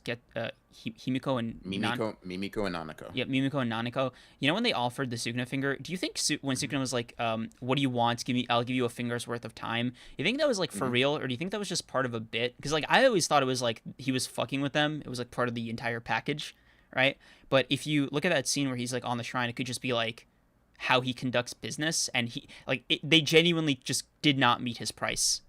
You know, I think what they asked of him is more. First of all, it was he could not have killed Kinjaku. He had a binding though with him, yeah, right? So they just asked him for the wrong thing. It's kind of how I perceive it. He's like, yeah, what you're asking for is not worth one individual finger. yeah, Fuck off. yeah. So like they just didn't Yeah, meet his price, right? But like either yeah, explanation sort of is in character for Sukuna. 100%. Yeah, Real but quick, like I gotta use yeah. the bathroom. I'll be right back. But yeah, actually, it's funny because like this also applies to Jogo's request, where he was like, "What do you want, Curse Spirit?" Right? Like he still heard him out, but he necessitated the bow first. So I feel like there is sort of like a ritual to how Sukuna conducts himself with like people that want stuff from him or give him offerings. Um, that being said, though, I imagine when Sukuna was in his heyday or whatever, and the offerings were like for the crops. I don't think it was like Sukuna can like enhance the quality of their crop yields, but more so that it was the thing stopping him from like destroying the crops and then them. So it felt like sort of like mob protection money kind of system. But yeah, that's kind of how I think it was like. That's how I think Sukuna's dynamic was in the Hainen era, or maybe the post Hainen era, because that's a pretty big length of time. You gotta imagine like what is the natural lifespan of somebody who has four arms and like four faces. You know what I mean? Um, Also, Victor Gonzalez, thank you for the 10. Real quick, North. Oh no, I think we already read that. Yeah, yeah. Okay, cool. I feel like Kenjaku's the real problem in the long run. So if Arcas can't put him down right now, I can totally see him surpassing Sukuna in charisma for the things he'll do. The thing is, Kenjaku would be like top one in the series or like top two only if Sukuna and Gojo both die or both get depowered. But otherwise, it's even still like the gap won't be as like this abyss like gap between the other sorcerers and Kenjaku. You know, like I feel like the gap between Yuki or like Yuta and Kenjaku is much smaller than the gap between them and Gojo and Sukuna. Like for example, I think the gap between Kenjaku and Gojo is bigger than the gap between Kenjaku and Yuta, if that makes sense. Also, I didn't live Landa. I didn't forget that Maki existed. All right, it's like I'm talking about the initial punch, right, and like everything that like transpired with Gojo and Yuji like directly. All right, that wasn't the main point. All right, Yeah, Maki. come back to you being misogynistic again. My God, not you too, bro. Creams, what's the worst One Piece theory you've seen on media? All right, BR got back just in time. You'll love to see it. Um, oh my God, did he leave after just bro? No Hmm. way. Oh no, you came back. All right, I'm gonna tag out. Hmm. All Yeah. right. Um. Let's see. King of crops. Crazy. Um. mm, mm. Pay attention to any time somebody says something about. Wait. Hold on. I couldn't read there. Just pay attention to any time someone in the story talks about rules. Doesn't that mainly apply to Kenjaku though? I can't think of. Well, no. Sukuna probably says it a lot too. Okay. Yeah. Sukuna probably says it a lot too. Um. Somebody. Yeah. Let's see. Um. All right, chat. Let me ask you guys a question. No. You know what? Let me talk about something. We're 7 chapters into this fight, right? I'm gonna talk to Creams about this. Maybe it's the last thing, maybe not. We'll see. When he comes back. But I remember I presented an idea, a theory, a prediction, if you will, saying that this fight will be about 15 chapters. Now, I'm not gonna say all of you, right? But a certain group, a certain demographic, a certain political party opposed me and thought that I was crazy for thinking that the fight would be that long. And I'll just say this: if round two really is of even similar length of round one, we might be in for that 15 chapter fight that I thought we were gonna get. And listen, you know, no apologies need to be dealt out. You know, I understand mistakes happen, but I don't know. I think I'm kind of confident now looking at this fight that we might be able to make that push to 15 chapters. We might be able to make that push to 15 chapters. No, Runner, are you forgetting my theory on why he had all the humans in the vicinity hold still? Yeah. I recognize that Sukuna mentions rules, all right? I caught myself. I don't know if I caught myself before you made this chat, to be fair, but I did catch myself. But yeah. Yeah. Let's see. But yeah, I mean, Sukuna, I guess Sukuna and Kenjaku do be talking about rules a lot. Outside of, it may not also be it may also not be a coincidence. They're also like the oldest characters in the verse that are like really, really big players. I don't know if Tengen mentions like rules or uses that sort of like terminology when talking about binding vows and stuff like that. But yeah. An Honored One's Fortnite stream would be hilarious. Hey, listen, bro. Listen, don't tell Creams I told you this, but he's so. Let me put myself on the chopping block first, right? I'm not good at Fortnite. The reason I'm not good is because I haven't played it in a decent amount of time. I think I played it like when they brought out like swords, very typical for my character. About like I don't know, whenever they brought out swords, right? Whenever they allowed you to like ODM gear slice people to death, that's when I tapped back in for a few games, right? But aside from that, I haven't played a Fortnite game in years. All right. Now here's the thing. I'm bad. Creams, Creams is a different type of bad. All right. He was really at some point in time into this Fortnite shit, right? And he can never get a win. So an Honored One's Fortnite stream would probably be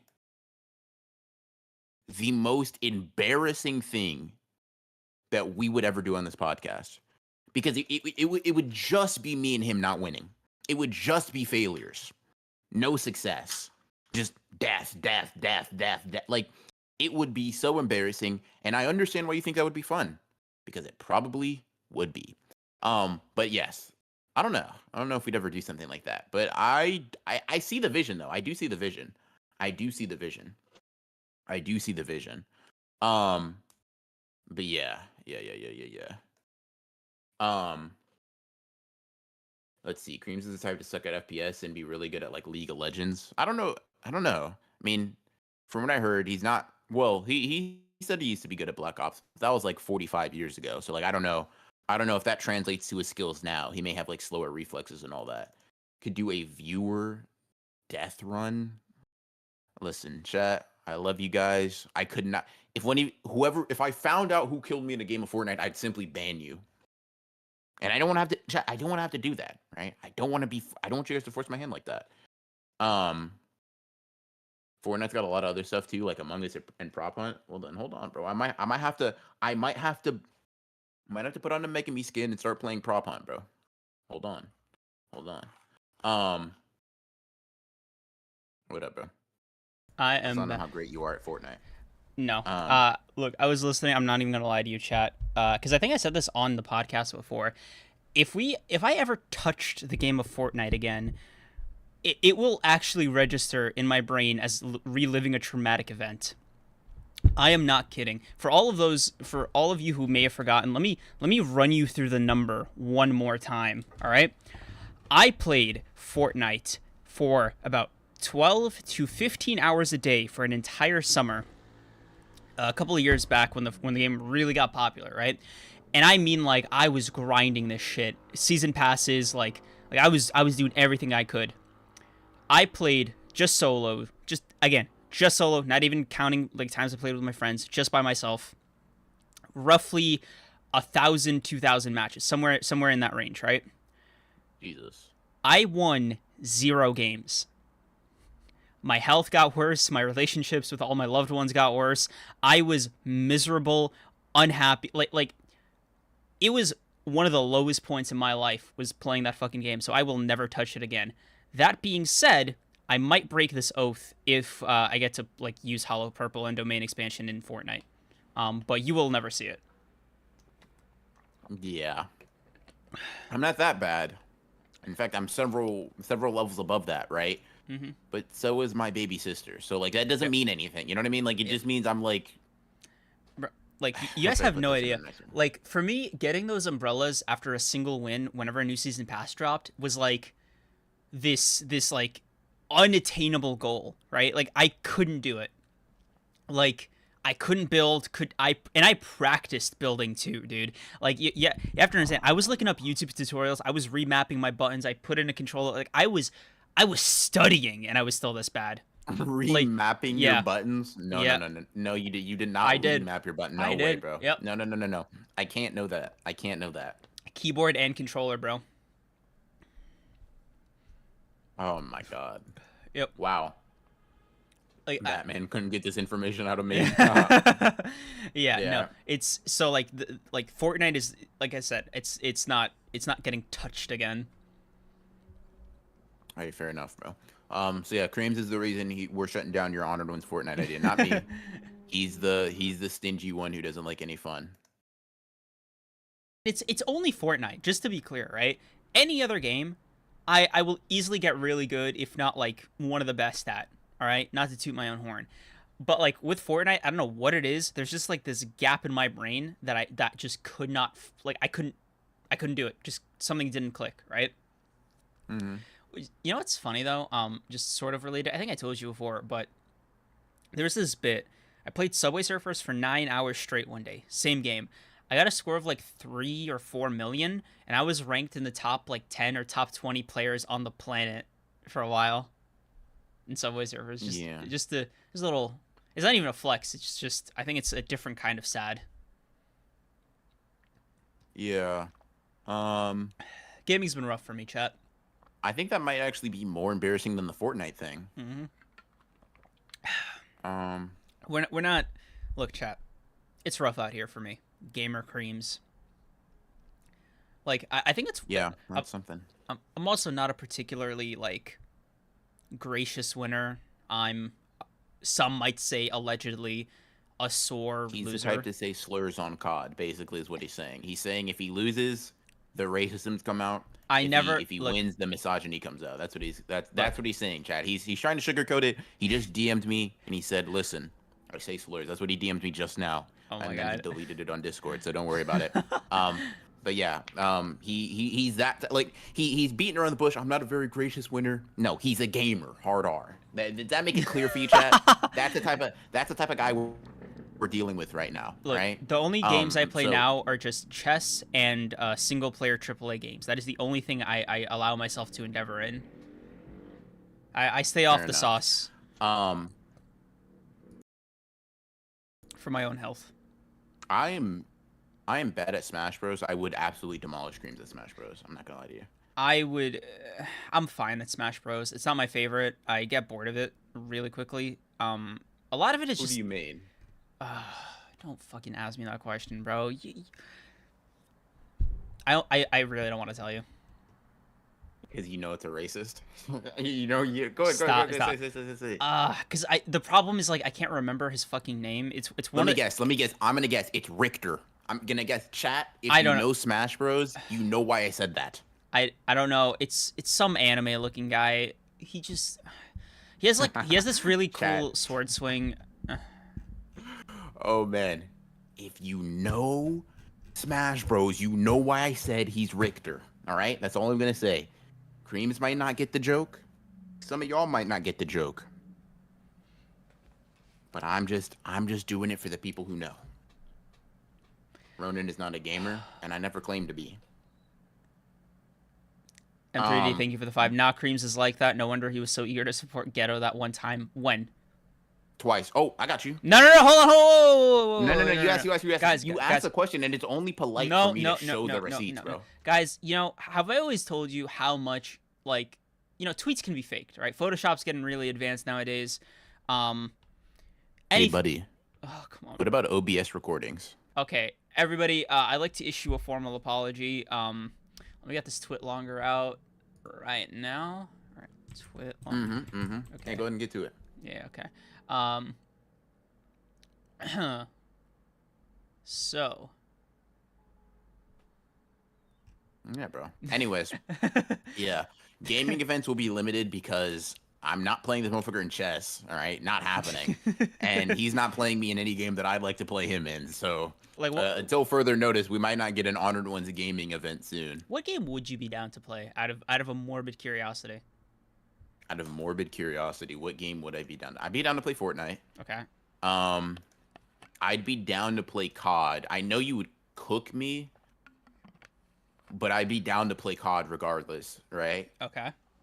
Um, let's see. What other video games would I be down to play? I'd be down to play Smash.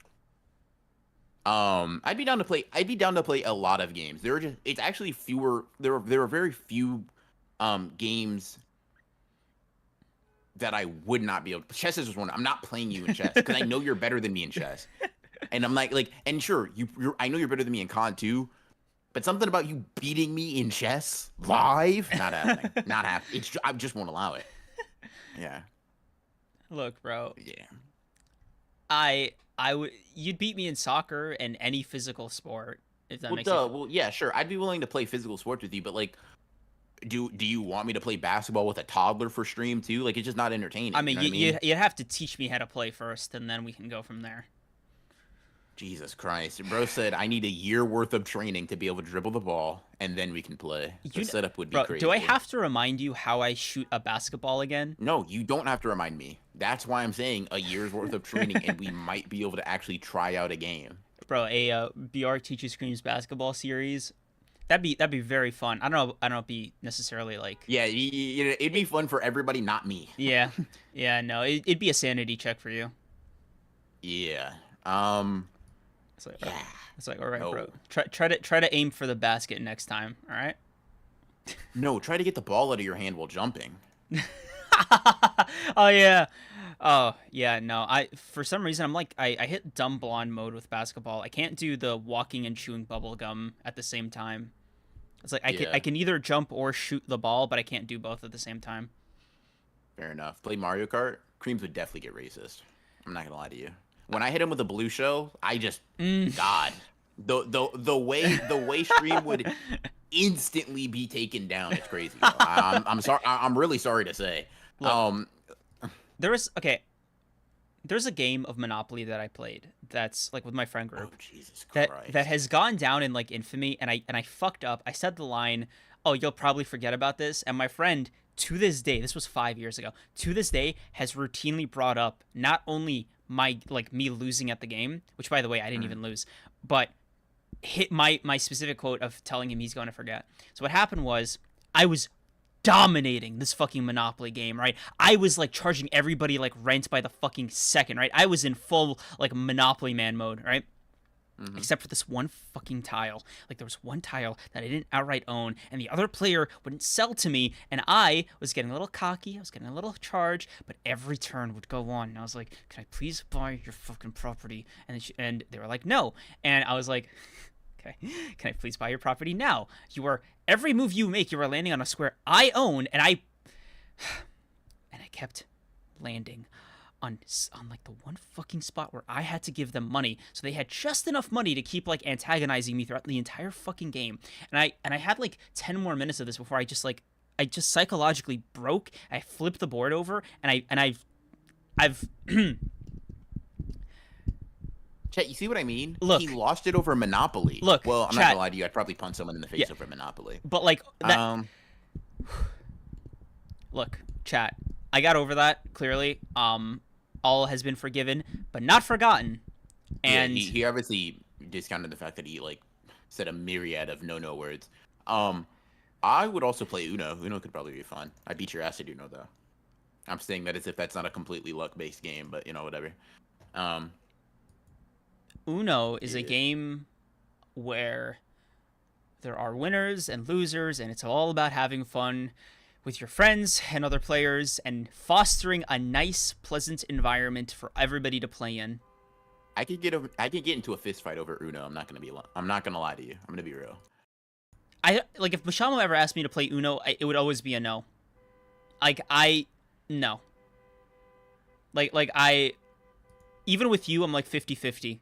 It's like I know how I'd get, I know how you'd get. You hit I me with a wouldn't. +4, and I am getting violent. I will tell you that right now. Yeah. The way I would throw a punch, the instant instant it touches bro. the table, I'm just like, No, bro, just- you don't understand. I'd add the +2s. Like I'd save them up just to spite whoever was next to me. I wouldn't even hate him. Like duh, Uno, Yeah. right? But yeah, sometimes like I'll just single somebody out and just like hit him with the skip, hit him with the reverse, hit him with the reverse skip. Like I'm not a Oh, make creams play only up. I would play. I would do like an only up not speed run, but like first to get to the top thing with creams. I'd do that challenge. I'd probably rip out one of my eyeballs in the process, but I'd do that challenge. Yeah. Um, I mean, look, I'm okay with games generally, but I think the games I'm like, I get weirdly competitive. Even at like fucking Cards Against Humanity, I get like, you ever? I didn't know you can be arrogant about like having the funniest joke, dude. Until I played Cards Against Humanity, I got that black card after my turn. I was playing with a group of people, like a group of people. mhm. Oh my god, oh my god, I almost got kicked out. They Did you? Because of your commentary? because of my commentary. Yes, I was fighting every single turn. I didn't win either. I was like, "There's no Chat, can we? fucking way that this joke was funnier," and I almost went personal with it. Needless to say, games are a nasty, nasty vice for me. Chat, can we clip him saying he got kicked out of playing a game because of his commentary? Real quick, I need that clip bad. If someone could send that to me, let's just say I need it bad. It'll make it Chat, worth your while. the All right. one game you will never catch me playing on the internet is Cards Against Humanity. I can't let y'all see me like that. I have played like games like where it's like, oh, based on who tells the best joke. It is it is not a game that should be played in a public forum. I will tell you that right now. You Yeah. will see some ugly sides of people. Yes, sir. You will see the craziest thing a person has ever uttered, and they'd be like, "Ain't that funny?" No, bro. I need to put you in handcuffs and throw you under the jail. Especially because Cards Against Humanity's like recent drops are all just like different shades of vile. Like they're either like outright gross or just like super duper like ist or like there's Is yeah they suffer from isms. yeah bro, like they're littered with them. I remember one card that was like uh just the word women, just that word, bro. That card, okay, Yeah, see that like I can't because the the thing is this too. It like that game breeds horrible because it's like you have your hostility, bro. morality, right? Yep. But you want to win, and it's just the game is just trying to whittle down your morality. It's like, Mm-hmm. do I want to get the funniest joke off, or do I want to still be a good Look, person at the end of the day? I'm gonna be honest with you, And chat. I have no enemies, okay? Except for when I play board games. That's the best way I could describe it. like you can't do that. I cannot. I can't. There, but I will say like all the games I listed like in honored ones game night might cook, bro. It might, yeah. I think Uno, virtual Uno at a distance might be a fun. Yeah. You cannot be if you're near me, I promise you I'm tackling you, bro. Anybody. And that's not just like just a you thing. It's not a personal griping. You stack Mm-hmm. you stack plus twos, or God forbid you stack plus fours. Oh, I'm dude. sorry. Oh, You're not bro, surviving. and I'm an asshole too. I start mentally counting card colors and numbers, so I have like the most statistic. Like it's not even just about me winning. It's like I need the next person to know that they need to draw a card or skip a turn. I need to see that in their eyes. Yeah. Ooh, Sleeping Danger gave me the clip. No Thank way. you. Where? He just sent it to me on Twitter. He sent it to me too. Let me just double check. Let's do it. All right, cool. Added this to the archive. Appreciate you, Sleeping Danger. You're a real one. You're a real one. I appreciate your Bro, support. that library just keeps getting bigger, and I mean, it's only because of you. You know what I mean? One time, my friend got hit with a plus 24 while we were playing Uno. I've seen someone get hit with a plus 40. no. And let me just tell you, they actually gloved up and took it to the backyard. That's like, I'm not joking. insane. They literally stopped the game, and they were like, no. We have to fight this out right now because I cannot be cool with you until then. So they put on the gloves, they went into the backyard of the house that we were playing in, and they fought. Who won?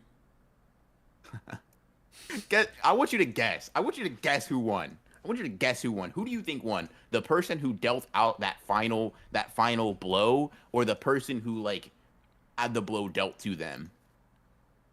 The sadist in me really wants the person who dealt the cards to win, bro. I'm not gonna lie to you. That would be rough, but no, no. Oh, The rage damn, the rage boost really rage boost because he got dropped.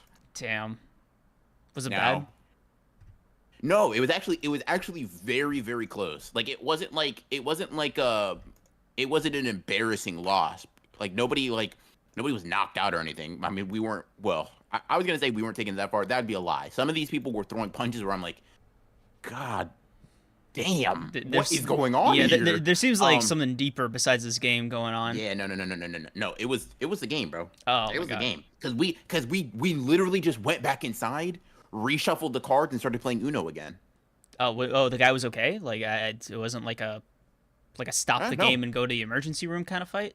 no, they fought, beat up, whatever bloody noses or whatever the fuck, obviously handled that.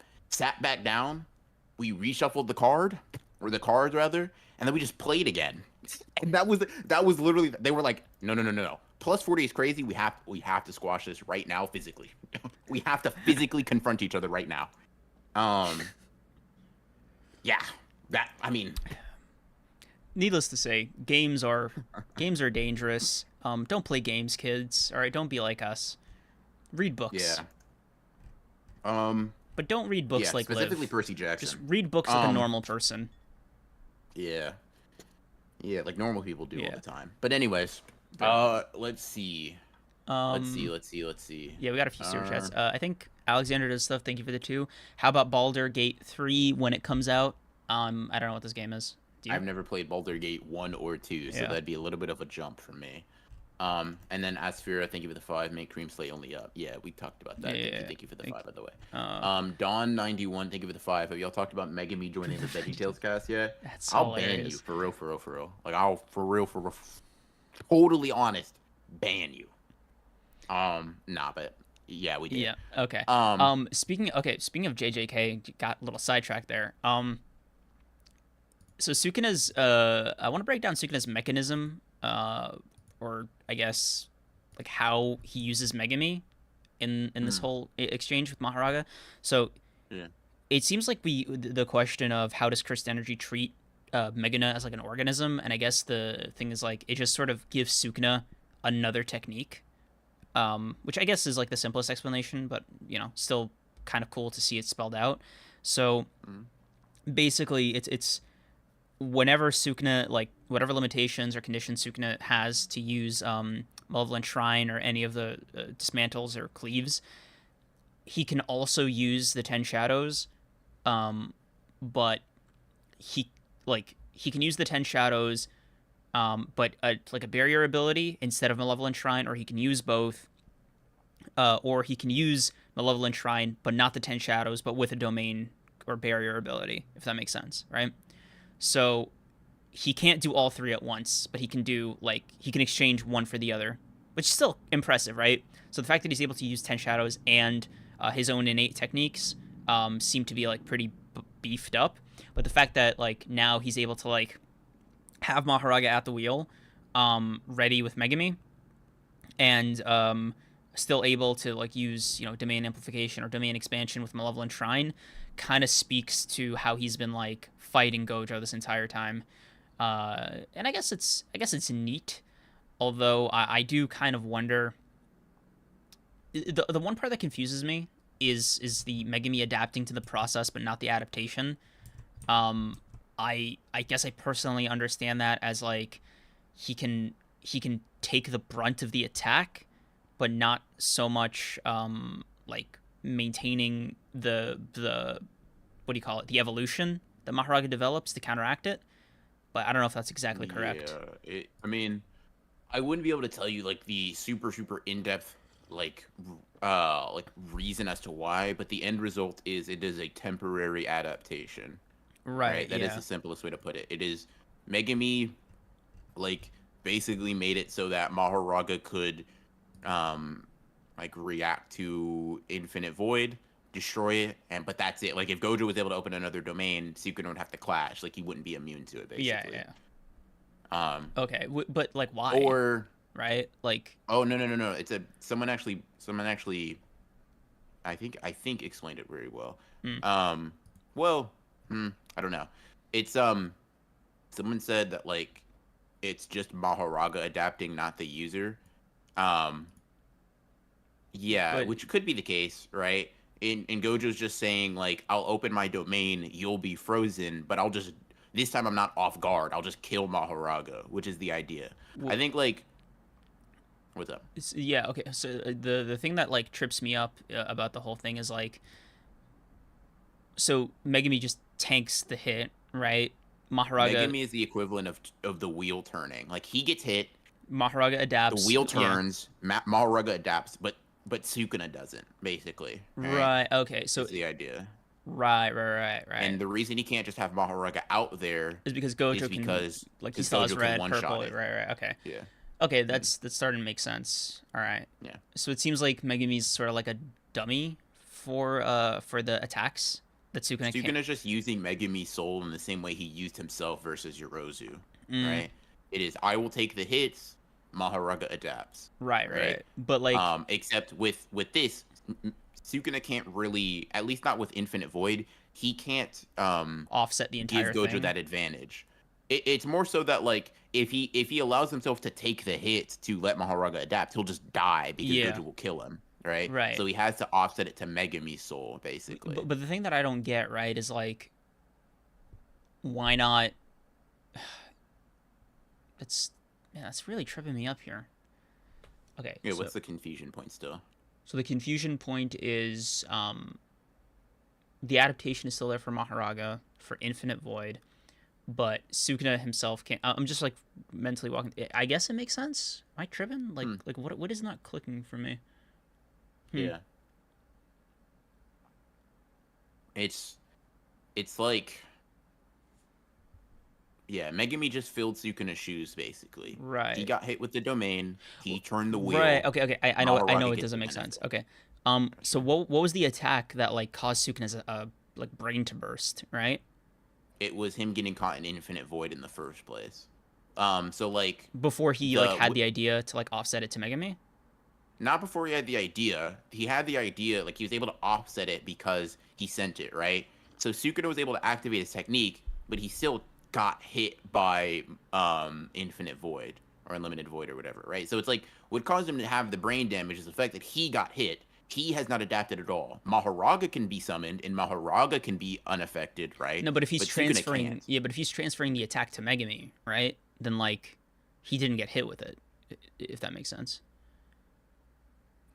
Wait, I'm confused Yeah, I guess about what you're saying. I guess I'm confused. So Sukuna takes the hit and then transfers the damage to Megami, or he just transfers the hit to Megami.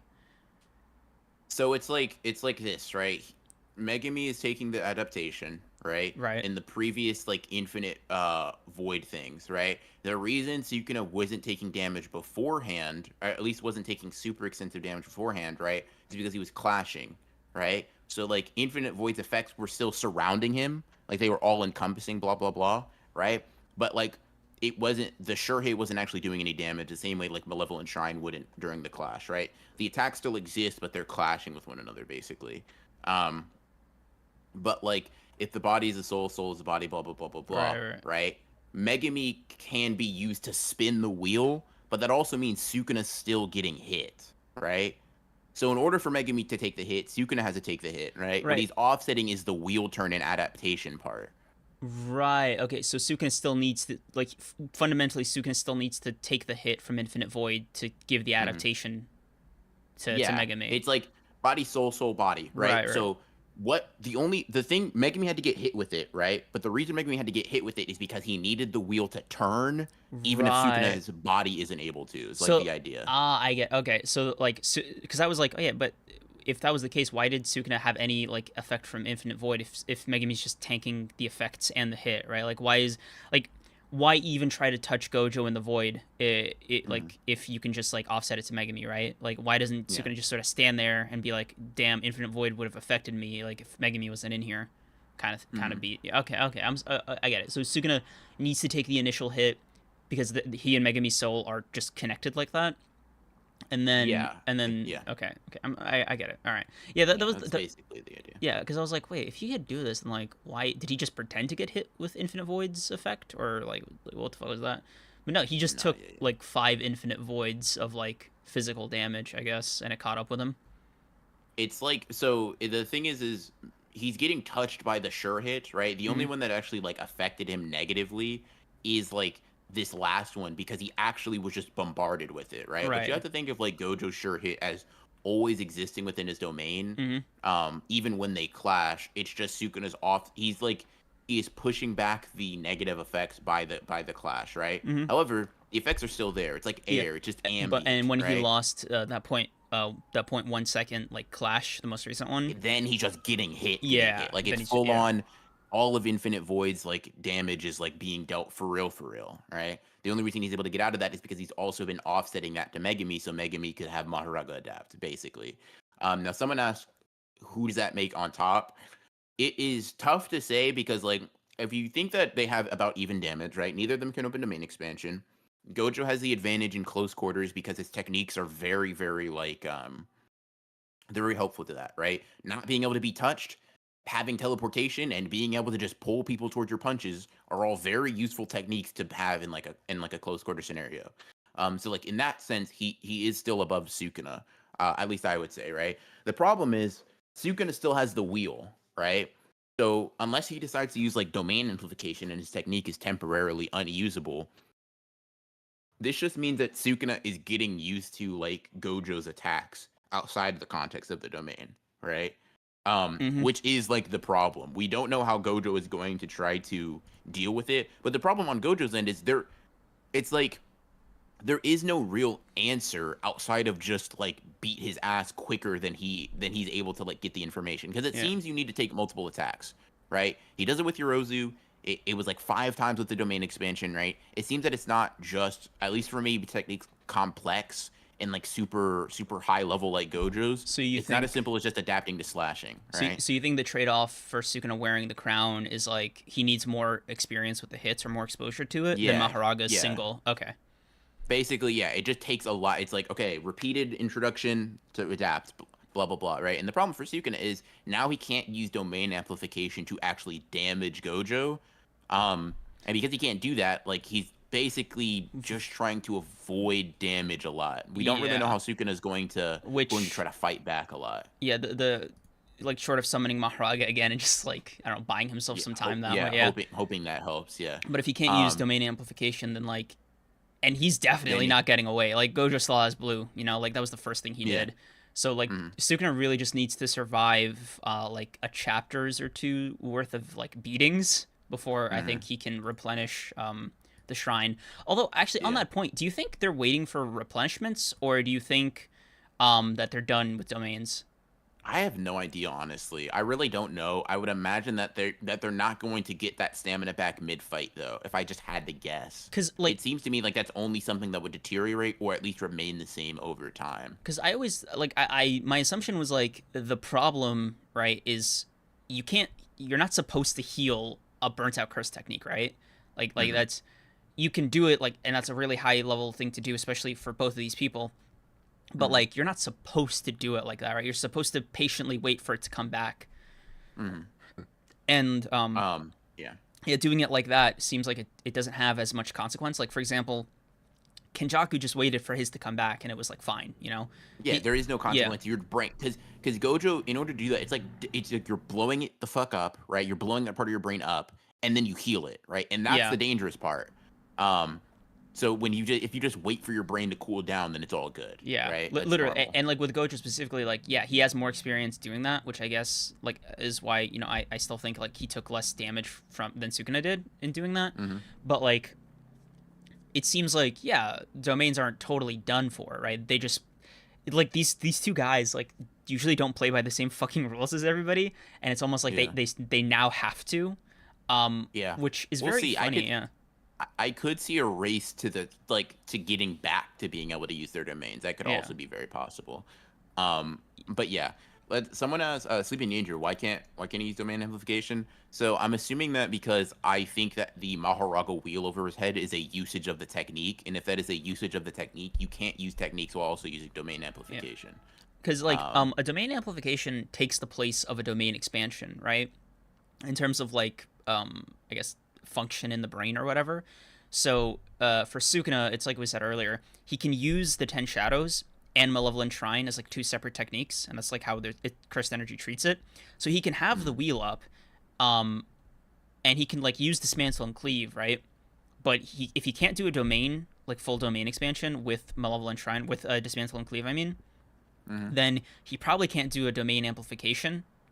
Uh, so he can probably only hit him like hit Gojo. Like hit is a very like crazy word here, but like he can probably only combat Gojo with the wheel on his head and dismantle and cleave like Raw Dog without the domain, or he can take the wheel off, try to hit him with some of the other Shikigami in the Ten Shadows arsenal and dismantle and Mhm. cleave. But right now the domains for dismantle and cleave are kind of like burnt out, so he only like the wheel and dismantle and cleave are like his best option. Like that's the best combo for Sukuna to use right now. Yeah. Um, like using domain amplification just means he's just using hands again and he's not adapting at all, which Mm-hmm. doesn't really move the needle forward. We saw that they're not really able to finish the fight like that. You know what I mean? Mm-hmm. They both say, "All right, domain expansion's kind of the way to go with it," which is why. One of the Um, one of the main questions I have about JJK and Mahoraga is I wonder if adaptation can be used offensively. Um, like to adapt to like infinity. Yeah, right. Like or did like if because the infinity is neutral, right? In like Mhm. when Gojo uses it. So I wonder if Sukuna would like need to like I don't know. Hey Gojo, can you punch me with your infinity on? It'd help me out a lot. Or if it's just like, nah, bro. He's gotta punch me with the infinity up like a couple times, then I adapt to it. Or Gojo could just like be smart about it, take the infinity off his hands and just punch him. And just be like, damn, that wheel's gonna make you punch proof, eh? Yeah, I mean, I imagine that I mean, the any and all phenomena statement would apply offensively as well. Like so long as you come up against it. And the reason I say that is because when Sukuna blocked the first strike, right? Hmm. Um, this was like kind of a more not underrated development of Mahoraga because it is a very simple change in strategy, but it's one that kind of indicates a change in offensive strategy. The Hmm. first time it swings, it's reinforced with positive energy, Right, right? Then it spins the wheel, then it swings at Sukuna, and he's surprised because it has more power behind it, right? right. And it changed from using positive energy to actually cursed energy to actually amplify it or whatever. So to me, that implies that Mahoraga can change or alter its strategies in offensive capacity. So we'll Gotcha. we'll have to see. Yeah. Okay. Yeah, I guess that makes sense. Um, Mm. hmm. Yeah, Yeah. I think I'm weirdly more excited for the second fight, for the second round of this fight than I am the first. Because I wanted, if there was ever a time for Sukuna to whip out the black box, which I think more or less just got like direct addressment, Jesus, more or less got directly addressed by Kusakabe, the goat, obviously. It didn't seem like coincidental phrasing on Gege's part, where he called curse techniques a black box. Yeah. No, I Like, don't. I don't disagree. yeah, like, are we counting this as a sort of the reveal of what Open was, or are we like, we're not jumping the gun on that?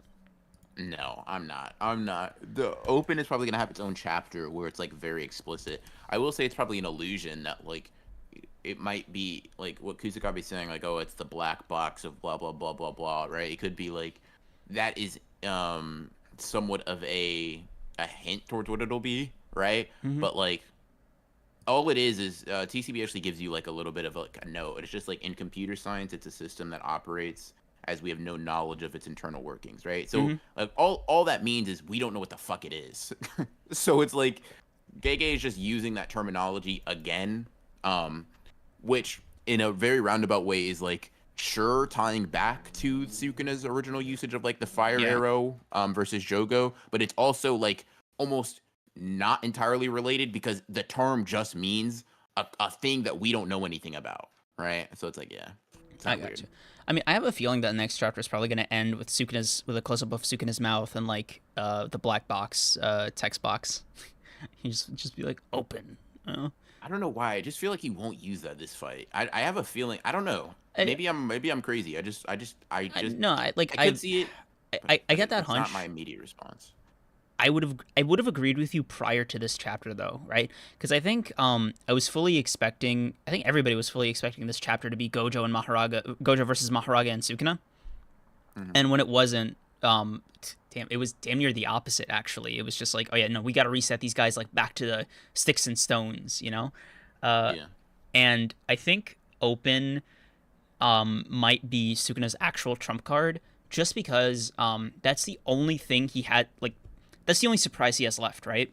Sukuna's Hmm. main like hierarchy of shit he can surprise Gojo with, or catch him off guard with, is in order of like least to most. Dismantle, cleave, malevolent shrine. Like Sukuna has a really strong domain that slashes, but he didn't know about like the fine tuning, divine technique, painting on air, barrierless part of it, Hmm. right? Yeah. Then it's Mahoraga. I'm not even gonna count the other Shikigami. Like I'm just not gonna do that, right? Hmm. Um, and then I think Black Box is probably going to be his trump card because it's A, the most mysterious, and B, we don't know how deep it is, right? Like, if it's, like, I'll be honest with you. I don't think the fire arrows, excuse me, going to do much. Like, obviously. Hmm. Gojo's like, oh, wow, a projectile. What am I going to do? A fire projectile. That's first time for me. Yeah. I never thought. Hey, you met a volcano curse spirit by any Yeah. chance? So I think Sukuna would probably have to do like something. Like I think he'd have to have something in that black box to like combat Gojo, and it might ultimately Hmm. be the thing that's decisive in this fight. But for me, the big question that I keep asking myself as these chapters drop, and I see the reaction from the peanut gallery, is like, I hope y'all are taking notes. Like Gojo's doing the hard part of like removing every single surprise, like as many as he can from Sukuna's arsenal to make this fight Yeah. easier for the people who have to tag in, right? Because I feel Hmm. like nobody can handle Sukuna's surprises better than Gojo. Like Yeah. you gotta admit, bro, if Kashimo's in there, he's he's not doing well. Like with the Ten Shadows, you know what I mean? Like it's he might What you mean handle by that, bro? he might handle his Hmm? mantle and cleave, right? Right. But like, bro, come on, come on. Like you tell him Bro's one-shotting Mahoraga. Let's be real. if he gets a head start, but like the whole point is like it's a surprise attack, right? Like Mahoraga opens pretty aggressively. No, I'm gonna tell you this. He's one-shotting Mahoraga off guard, bro. Point is, I don't want to get into the weeds with Kashima with you, but like my point is like the hard part of fighting Sukuna to me is always the aces he has up his sleeve. And if Gojo's just able to like roll them up and expose what's under there, then this fight gets significantly less daunting, right? Like it's still going to be a challenge for whoever goes up next, right? But it'll be significantly more approachable than having to deal with something mysterious. Because Sukuna's a prick, he doesn't reveal his curse techniques. Whether or Hmm. not he wants to make it so like the fight's more interesting, so the techniques don't like become stronger and he accidentally wins like too quickly, or he's just like secretive. The point is he's just not that kind of fighter, right? He's not very forthcoming about what he can do. Yeah. Fair enough. I agree. I will say that's kind of the stance I have that like we're gonna we're going to like Gojo's sort of purpose here is a lot to unravel Sukuna's techniques and maybe Mm-hmm. weaken him. I but something I don't know something I can't really explain it all that much, so I won't really try to. But something just tells me that Sukuna might not bring that out until like the UG or whoever, like just after the Gojo fight. But yeah, Liv said time for some black flashes. I was just gonna say, bro, if Sukuna hits a black flash next chapter, I'm gonna be furious because it's in the cards Yeah. for him now because he's on the back foot and Gojo's Infinity's back up, and since Black Flash is distort space and Sukuna doesn't have any other means really of like getting past the Infinity, it is like Mm. prime fucking primo Black Flash setup for a character. I absolutely hate Gege for it. Yeah, I saw somebody mention like a black flash clash, and I will just say right now, That's a hard, I've been yeah. asking for that shit since last year. Mm. I need two motherfuckers to just clash fists and hit a black flash. I just need it, bro. Like I just need it. Mm-hmm. I Because just I just need it. we've gotten like dual Black Flashes before. Like Yeah. Nobara and Yuji come to mind, but like we haven't seen like a direct like, all right, who's So I yeah, need their fists to hit each other. yes, sir. I need shit to go crazy. My own Um, like it would be super cool visually, but I have like a serious like I almost want to be like a party pooper for just one split second, right? If two people hit a black flash at the same time to the same like to the opposite person, isn't that just sort of like whatever their base was minus the amount of black flash? So like fundamentally, right? Like if we get down to the math, right? Wouldn't a black flash clash between like Gojo and Sukuna just be the equivalent of them punching each other's fists in the first place? So whoever would be stronger in that initial like base clash would probably win the black flash clash. I mean, yes, you make a good argument, but however, the counter is I don't give a fuck. I know, I I don't know, I care. know, I know. I don't care. Technically, I know, I I don't know, I care. know. Show me two black flashes hit each other really hard.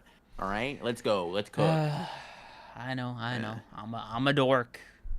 yeah, bro. You got me. Actually, that wouldn't really be all that cool. Oh. All right, bro. Yeah, no, no, no, no, no. Anyway, overall, I think I had like a lot of fun with this chapter. It was not what I thought it was gonna be, but I'm happy with what we got. Like I'm really happy with what we got. I don't think I had it in me, like in my heart, to see Mahoraga beat Gojo like this. yeah. You know, while I was in the bathroom, I heard you talking about the ending, or like how many more chapters this fight's got. I think Landa asked me a similar question. I said 3 minimum, 5 maximum more chapters. Because, like, I don't think round 2 is going to be as long as round 1. I mean, hey, bro, you said the fight was gonna be 7 chapters to begin with. I think I think I'll take this one. All right, buddy. All right, fine. Go for it. Go off. We get in the we get into 15 chapters, bro. That's all I'm saying. We get in the 15 chapters. Mm-hmm. Anyway, so a little update on the Honored Ones Book Club podcast poll. We are now at 69 votes with Ooh, is that one more? yeah, one more. With Eden Zero taking the cake. Let me post this. Damn. I lost. I lost. Nah, Eden Zero is gonna be cool. Eden Zero is gonna be solid. Yeah, no, it's cool. It's cool. All right. Well, congratulations to the Eden Zero Ooh. fan base. So, All right, y'all did y'all thing. If there are any, Y'all I'll cooked. offer you guys a Hail Mary right now. All right, you have 1 minute if you're a member who hasn't voted on this poll yet. Here, pull it up right there. Yeah, I'll just say right now, if you didn't vote on Slam Dunk or Eden Zero, you might want to just change your vote because like All right, you're not moving the needle one way or the other. All right, you guys have 1 minute at whatever right now it's 01 for me. That's what the time ends. So at like 03, y'all got 1 minute to vote. Lock them in. If you're a member that hasn't voted yet, now's the time to do it. Let's see which series triumphs. That's all I'm saying. All I'm saying is like, listen, you voted for Dorodoro, Blame, Noragami. It's not winning. All right, it's time to move to a winning market. All right, yeah, that's all I'm saying. That's all I'm saying. But I did complain like, no, I lost, whatever. That's only because I thought Slam Dunk was gonna be first, so I was incorrect there. But I think both are gonna be fun. They're gonna be probably significantly different, but I think both are gonna be fun to read. So I'm ready. I'm excited for either one. I'm excited for either one. As am I. Oh, look at that. We got a couple more. And whoa, Slam Dunk came with the upset. Uh-oh. Ooh. Okay. The plot is thickening here. Okay. We got a couple more votes. Stop the count. No, it's crazy. All right, I'm gonna do one last refresh chat. All right. And we have a winner. Slam Dunk just eked out a 1% victory over Eden Zero. Damn. Oof. I feel bad for Xenolith. I'm not gonna lie to you. Yeah. I see you fighting, bro. I see you rallying. Cream's got your hopes up just to crush it again. I personally would hate this guy if I were you. Oh my god. All right, guys. I will tell you this though.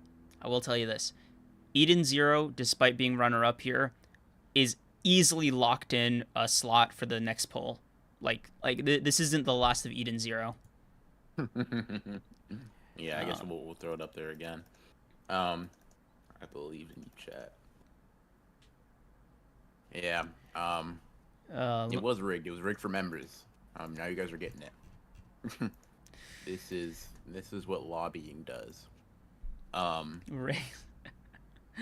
oh man, I still, this is so weird. I think people changed their votes from yeah, a couple people unvoted from blame yeah. into slam dunk or Eden Zero, which I find really funny, by the way.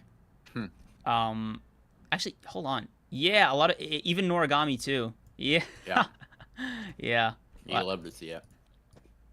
a lot of people pick their agendas. Yep. Just for kicks, I wanna refresh one more time. I almost want to do like a sub poll just to be like, oh, between the final two. Hmm. Man, Yeah, that might be too much stress, bro. it might be too much. Yeah, I was like, man, a tiebreaker round would be very funny but very emotionally draining for everybody. I thought Hmm. about it. Yeah. I think we got to call this one. Hmm. Eden Zero put up a good fight. Yeah. Yeah. Um. Unfortunately, rest in peace, Eden Zero. We'll revive you for the next one. I'm sorry, Xenolith. Cream's a scammer. That's what I'm saying, bro. What? I'd personally get him. No. How am I? How am I taking the blame for this? I don't know, bro. You're the only one out of the two of us that can even see the poll. I mean, how do I even know this poll's real? Oh my god. I'm just saying. Anyway, thank I you don't know. guys for coming, for the members who voted. Appreciate all of you, and wow, what a great time. Thank you, the anime Jimmer. Can Toji and Maki be manually targeted by attacks inside domains like Megumi Reggie? Toji, Geto, since they are invisible to sure hits.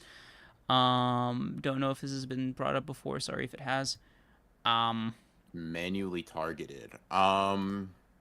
They are susceptible to some types of domains, like ones that are more rule based. We know that Toji can fall susceptible, like Kuchizane Iona, right?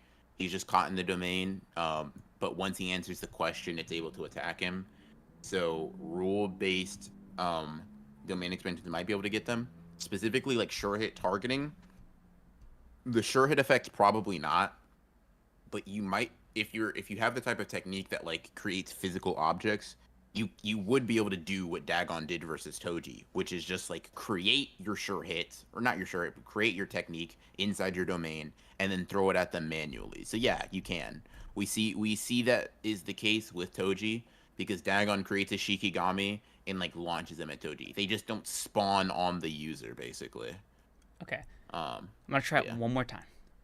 Thank you, the anime Jim Gur. I'm gonna. Okay, guys.